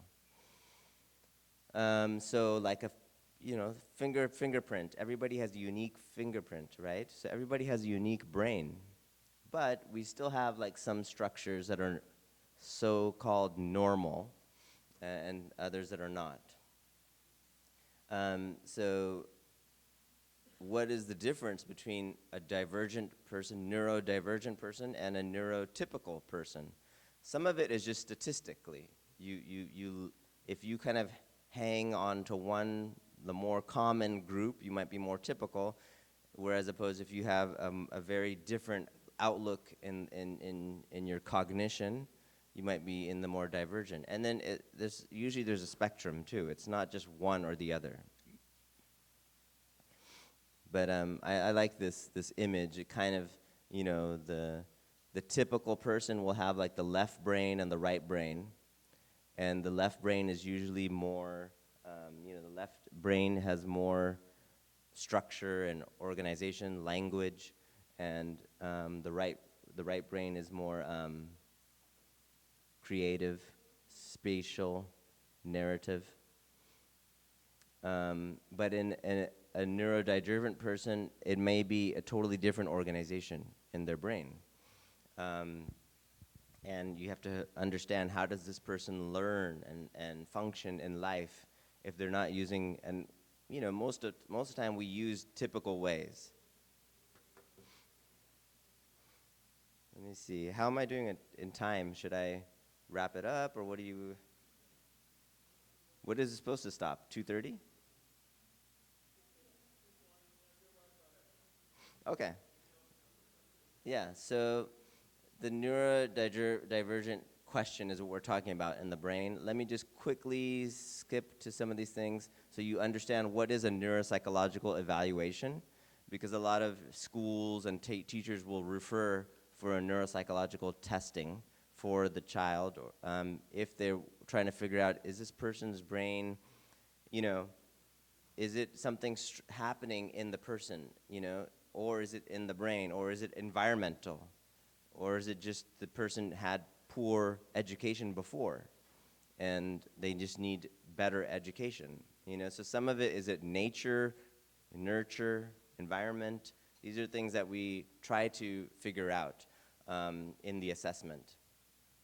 So we have all kinds of evaluations when we're testing. These are the various reasons that a neuropsychologist will see somebody.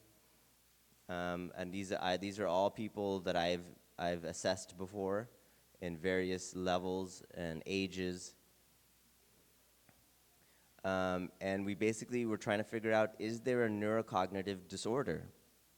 Is the person functioning at their normal level for their age, their level of education, their gender, their culture? We try to accommodate for all of these variables. And then we test their IQ, we test their academic achievement. Some people think it's the same, but it's not. Your IQ is different than your academic achievement. You could have a very high IQ, but you have poor grades. You can have people who has, okay IQ, but they're doing good in their grades because they have good tutors and good support and parents and, after school. So we try to test all of these abilities, and then the question we come to is, what's the diagnosis? Is there something psychologically, learning-wise, brain-wise, and, what are the strengths and weaknesses that we can find in the person, and what are the recommendations? And one thing I always, sometimes ask the family, do you really want or do you need a diagnosis? Some people want the diagnosis because it helps them understand what's going on with my child. But other people have a little bit of they don't like the idea or concept of a diagnosis. And in some countries, you don't need the diagnosis. We just need the recommendations and the strengths and weakness. The diagnosis is really only used if in America and Canada, you need the diagnosis because you need services to qualify for services. Otherwise, you don't really need the label for anything. So it kind of depends. But again, for some people, it helps them. If they have the label, then they understand, okay, now I understand what's going on with me. I feel like my whole life I didn't know what was wrong with me. Now that I know, that helps me. So some people, they like it. So it can be dependent from family, individual to visual. So, okay, well, so I'll just close it up, and then if you have any questions, comments, I'm happy to interact. Yeah?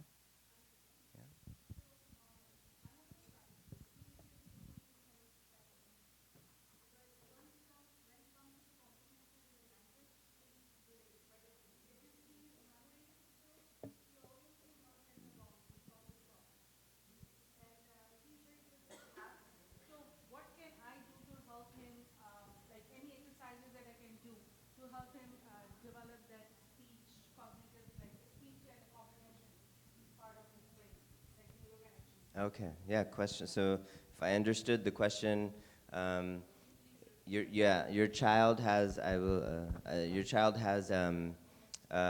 is she diagnosed or with autism?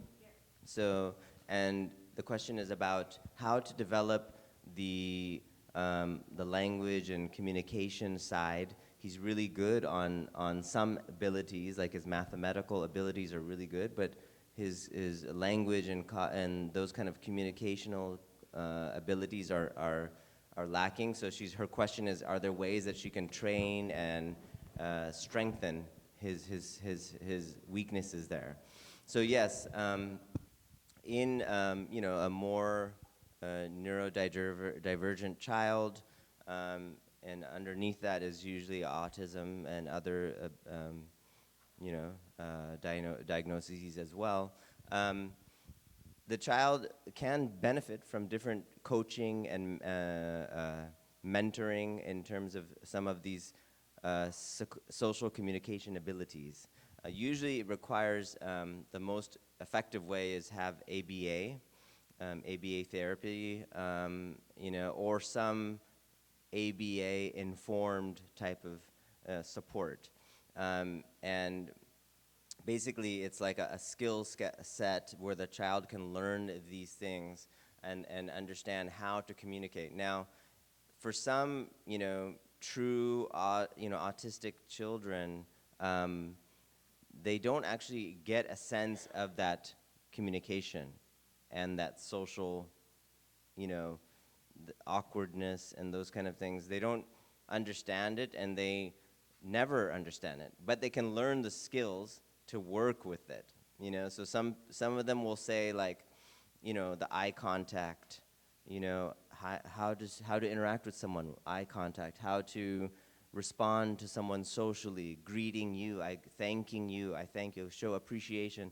Those things are concepts that they may never really understand, but they can learn the rules of it, and they understand, okay, I know when I'm with someone, they prefer if there's some eye contact, Whereas the neurotypical child will just look at someone and have a social interaction, right away.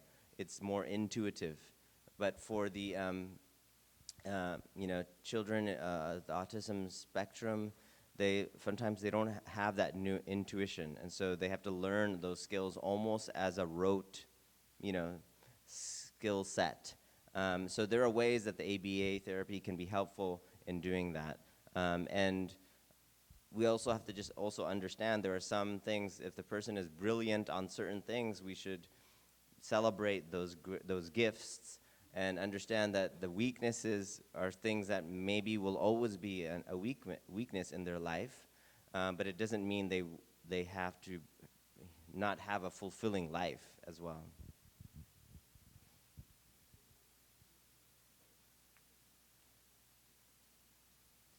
Yeah, if anyone else, who's the next hand? Over here? I'll make my way across the room. Thank you. Children brains are wiring differently, like drug users, due to prolonged screen exposure, especially while doing homework on laptops. How can we minimize potential harm and support healthy brain development? Thank you. Sorry, so the question is about the laptops and like... No. Because they expose screen very long time. Their brain wire differently than normal brain now.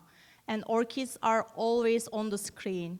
Yes, yeah, so unfortunately, we do have a pandemic of too much screen exposure from our children, and the problem is we don't have enough research. We don't know. It's not like it's been doing for many years. We have kids all around the country who are exposed to so many screen time, and we don't know what it means 20, 30 years it will be later about their brain. We usually the best recommendation, we try to limit the screen as much as we can, and have more real life experiences for the person's brain, because all of their brain is related to the screen. In general, we want to try to reduce it as much as we can so that it's not, and unfortunately with the COVID, when that happened, everything became online and screens as well, which was very difficult, because again, their children start relying on just that one form of processing information, which is this screen. We don't have any other experiential ways to learn. So my recommendation is usually to try to supplement with other ways of learning, outdoors or creative ways, artistic ways, things that do not involve the screen, and strengthen other parts of the person's abilities, and also their physical activity as well. The big problem is we do have a lot of children now who have no physical activity. They're so sedentary, and so we need people who are much more athletic and more, physically just active. Because that actually, I know it sounds strange, but usually when I bring families, and I'm in the clinic and I give recommendations, I'm usually telling the family, does this child have any regular sports, and physical training, exercise, weight training, cardiovascular, anything, because all of that will support the brain. If the body is healthy, the brain is usually more healthy as well. All right, next question. And there was one here too, Okay. right? She had one here too. Start here. Can you raise your hand? Who is it? Assalamu alaikum. So I have a question. At what point do parents go for neuropsychological testing? Is it when you notice, perhaps usually when there's observations about maybe neurodivergent needs? It's a very sensitive topic. Is this something that you may notice the symptoms and say perhaps you may want to look into this further because you want to maintain the dignity of the child and the family? And should they choose to go to their physician and get testing,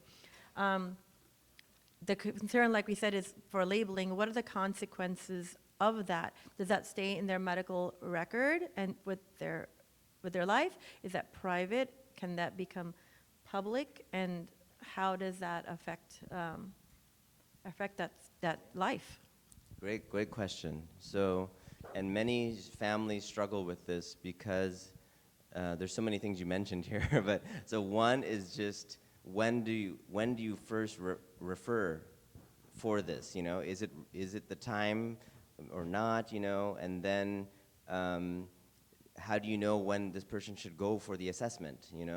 And so for that part is part of that is you get that input from the teachers and the community, and you realize something is different about this child, and it's now every child has different. We have to also remember that, like, not every child is going to fit every category exactly. So we have to have some flexibility.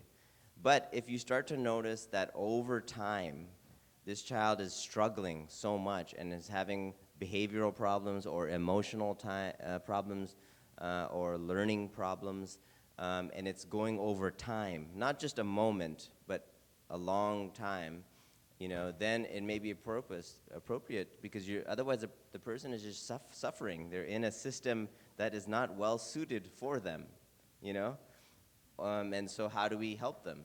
So I wish the stigma was not so powerful, because ideally, everybody, we should all just get a neuropsych assessment done when we're kids, and that's our baseline, and a baseline evaluation. Then you can always refer to it later in life and be like, oh yeah, this person had it, we know, we can compare now later. Just become a normal thing, but unfortunately, there's a stigma about it, like, oh, you got tested, so now does that mean you have a label? And some families will not, you know, in America it's not as bad, but when I was living in Qatar, you know, they have, you know, the country registry, and they're worried if my child gets a diagnosis, then they'll never get a job in their life forever, you know, and, you know, or they want to go to the military because for them it's a very prestigious thing, and if they may not qualify if they have a diagnosis.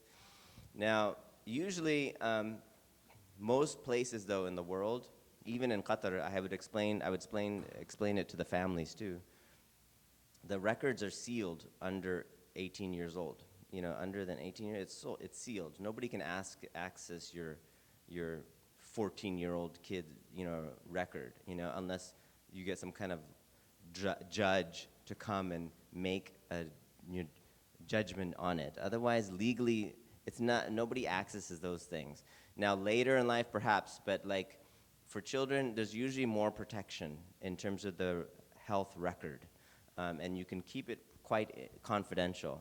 And like I said, in our field, in mental health, we're very particular about our confidentiality. We always have all these forms and all these things, and our own license can be suspended if we break someone's confidentiality. So for us, it's a very big deal. We don't, you know, share this with anyone. You can, once I give it to the report to the family, they can decide what they want to do with the report. Some families look at it, they read everything, say, okay, thank you, doctor, and that's it. They put it in their pocket, and that's it. They don't use it for any other purpose. Some families say, great, I have the report now. I can go to the physical therapy. I can go to OT. I can go to speech therapy. I can go to the school district because I have it now. So every family can choose how they want to use it. Usually, though, I don't find, like I said, if it's younger than 18, it doesn't really affect their life later. Like an employer later is not going to look you up and try to find in your school district when you were 7th grade, did you get this assessment done? It's not really accessible to, you know, employers. But that being said, of course, it is a record, it is a label, and it could be on a report somewhere. So every family has to make a decision about, is it worth it? I could get a lot of services, or I could get some recommendations for my child, and that's, for me, that's worth it, because they're struggling now. If I keep it hidden and nobody knows, they will just suffer their whole life. So like, why not help them have some relief? If we're so worried about just titles and the diagnosis, you know, these are things that with time we can kind of, and like I said, sometimes you don't need the diagnosis. You could say, look, I won't, you can ask the psychologist, I don't want any diagnosis on it, just tell me your recommendations. Okay, you could have a lot of recommendations about ways to help this child. We'll just take a couple more. By the way, on the screen you can see a QR code. If some of you may have learned about this event through your school's leadership, but if you want to participate more directly with the Shura Council's association and receive updates and information about future events and workshops and things, I encourage you to sign up for the listserv. Thank you. Assalamu alaikum. So my question actually follows what you just said. So say we have students that are diagnosed with either ADHD or some sort of neurotypical. What do you recommend? What are some of the recommendations that you have that we as teachers can help them better to either follow along with the curriculum or help them better in class? Yeah, great question. So there are some just general recommendations. You know, some would be more tailored to the child, but you know, general things could be things of just so some things for many children, it's the assessment part. Like, how do I know this child is learning? But the tests and the quizzes that we use in the classroom are not well suited for this child. Is there another way that we could just assess, are they learning the the concepts that are being taught in the class. And so sometimes you might give them the accommodation that they could just give it orally to the teacher. They could do it visually. They have other ways instead of just the multiple choice, test. Since our real goal is to figure out, did the student get the concept or not? It's not necessarily did they follow this test-taking method, because the ability to fill out a test is actually another skill, right? It's a skill on its own that most students pick it up with time, but maybe the neurodivergent kids, they don't have that ability to pick that up, So find other ways to assess the learning, I would say. Find ways to have, breakout sessions where the child can have a smaller group to maybe process and work with if they're too overwhelmed in the big classroom. Have ways to have ways that they can get up and maybe go to a rest area and just, debrief themselves, kind of calm down if they're getting too overwhelmed, stimulated. These kind of, you have little ways to kind of allow the child to know when they can, have a rest, in the class, time. I'm trying to think.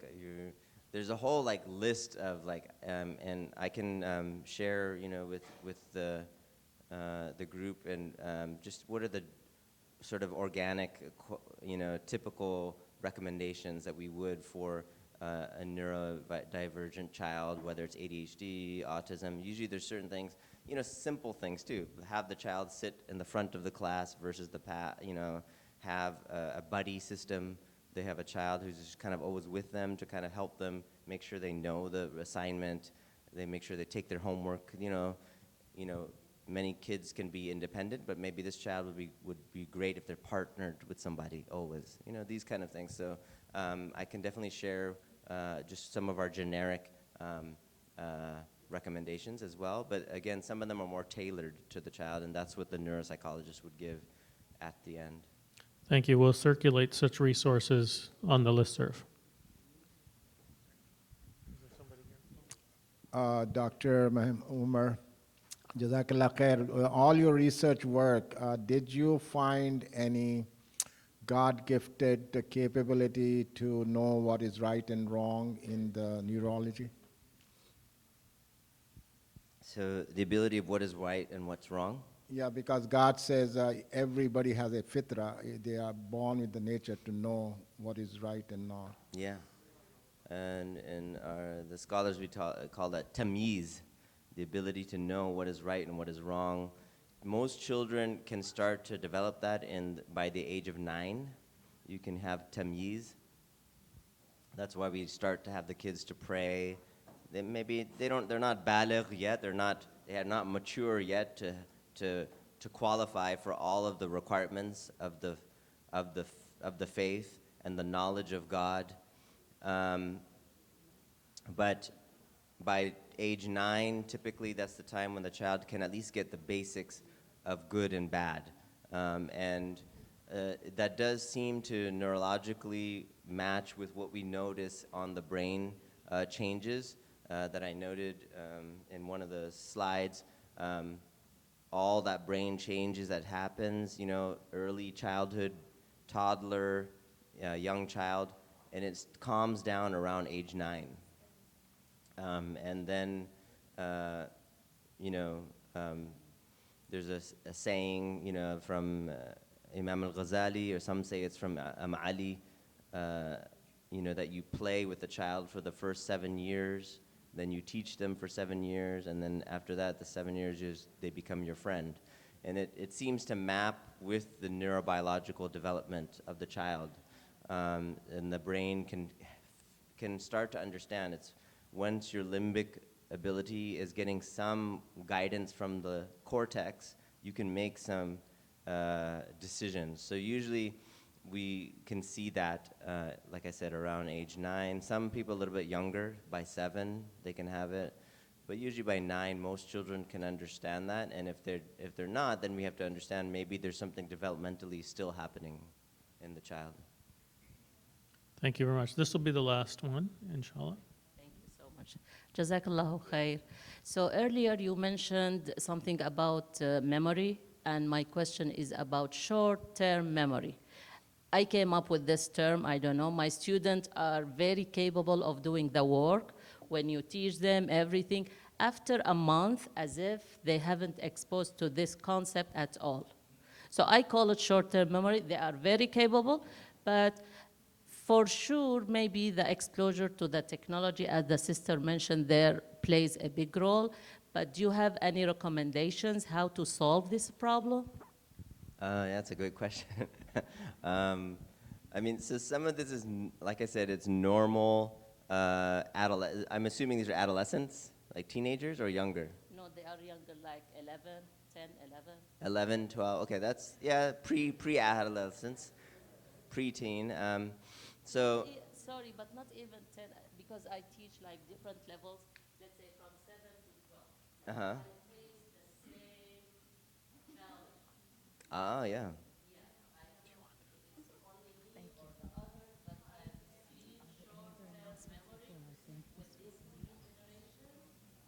Yeah. Okay, so first, I will caution you, there already is a term, short-term memory. It already exists, and it doesn't use in that way that you're saying. So if you say it, someone else might not know what you mean. Short-term memory means if I give you some, some words to study, some math, and we look at it together, we review it, and then that's your ability to then hold it for a little bit, and then 5-10 minutes later you can say it. That's short-term memory. A month later, 2 months later, that's more long-term. That's long-term memory, because that's now stored in a different part of the brain. But in general, what you're saying, I do understand what you're saying. That I think one thing is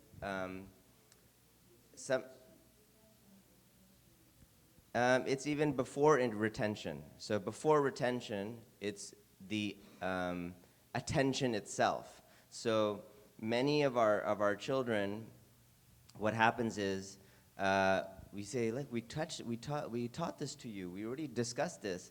And now, a few weeks later, you're saying that you don't even remember it. And the problem is, it is because they never actually retained it in the first time. They never recorded it the first time. So it's not a memory problem. It's an attention problem. So in the moment, they're kind of there, but they're not fully focused in it. And if they have a good functioning brain, you can get by just with a lot of attention, minimal attention. You just kind of get it, figure it out, work with it, and then throw it away because you didn't actually retain it into your memory storage. So think about it like in a computer, you have the RAM, you can just get on whatever you can type on your screen. It looks great. But then if you don't press save, it's gonna be gone, right? So even if you keep it on the screen for a long time, but you never hit save, so now we have to do ways to kind of make sure that the person reviewed it before, we move on to the next one. Or if you go to a new concept, you go quickly back to the previous one, just to review, because and in hifz, like in Quran, they will do that, the muraja'a. Like you start here, you don't just do juz'am and then that's it. You go all the way. You're always gonna go back to juz'am and tabarak. You're gonna have to learn these, and you have to go back to it because the brain will not hold it this long. It needs to go back and then go back and again and again. So that's one way to do it. Of course, yeah, it'd be great. I do believe the screen time is affecting a lot of our children, and so their ability to attend and focus on long periods is getting less and less, and that's another major problem that we have, is that, their attention span. So some things, think about, is the child, is it they're not remembering it, or they actually never first recorded it the first time?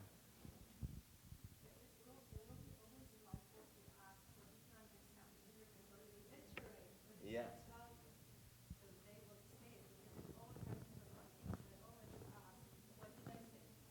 Yeah, so you're getting, it's a quick muraja right away, like get a review. What did you learn?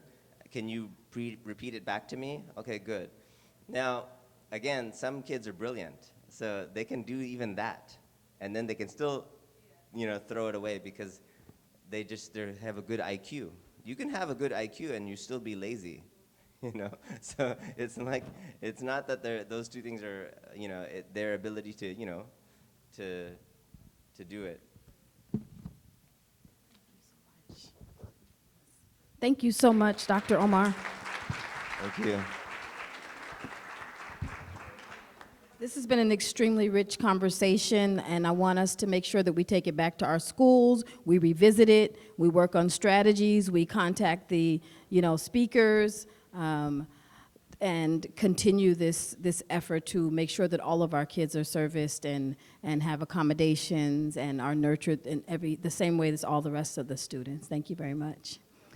So we have come to the end of our program, but we got raffle to do. I want to remind you guys, for the schools that brought the poster boards, please take them back to your schools. Also, if you have not already done so, when we leave, can you make sure that you have validation? They'll give it to you at the registration. And there are also on the tables, there's a lot of really great information. There's also stickers, so please take some of that information with you.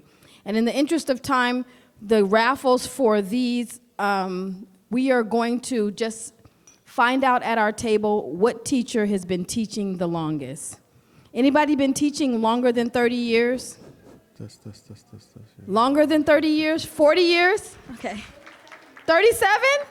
Okay. So the person who's been teaching the longest gets to take this really cute table centerpiece.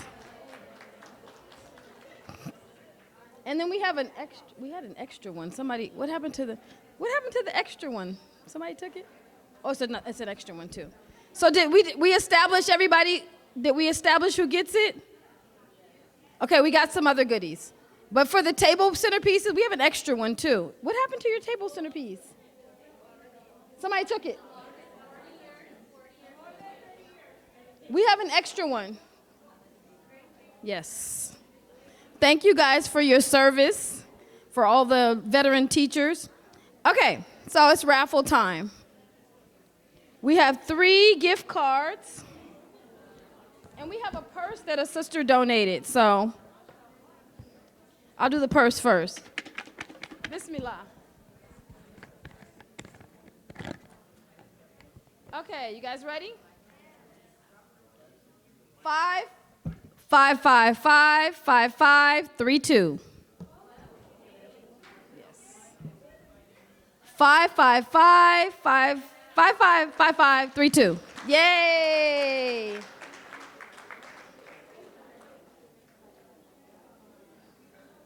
Beautiful Anne Klein purse. Enjoy it. Thank you. Next one, Sister Lisa.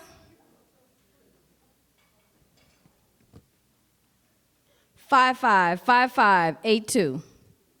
All right. Thank you. Next one. 5, 5, 5, 6, 2, 3. Nope. I'm going to call it one more time. 5, 5, 5, 6, 2, 3. Before we go back in and pull another one. All right. 5, 5, 5, 5, 6, 9. Woo!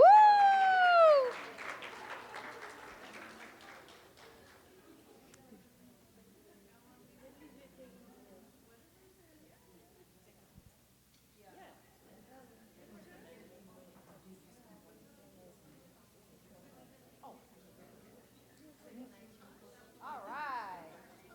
And last one. 5, 5, 5, 5, 5, 0.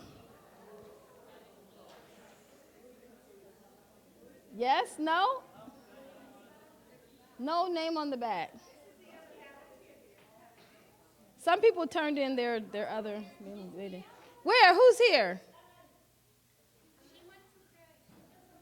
Oh, bless her heart. Okay. Please make sure she gets this. Thank you.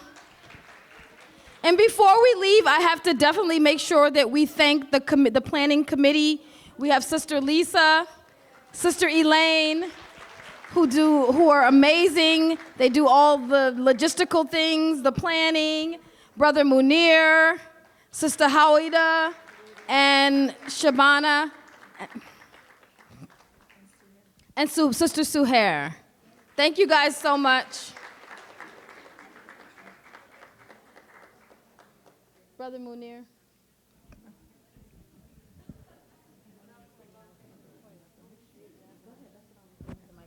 And we also want to thank the couple people that are committed to joining the planning committee for next year. Ali Hadi from Al Hadi School, Sister Summer from the Center on Vermont Weekend School, and Sister Aisha from what is it? Inside Academy. Inside Academy. So thank you so much. Thank you guys. Thank Drive you. safely. And inshallah, we'll see you next year. Assalamu alaikum. Okay, thank you, ladies.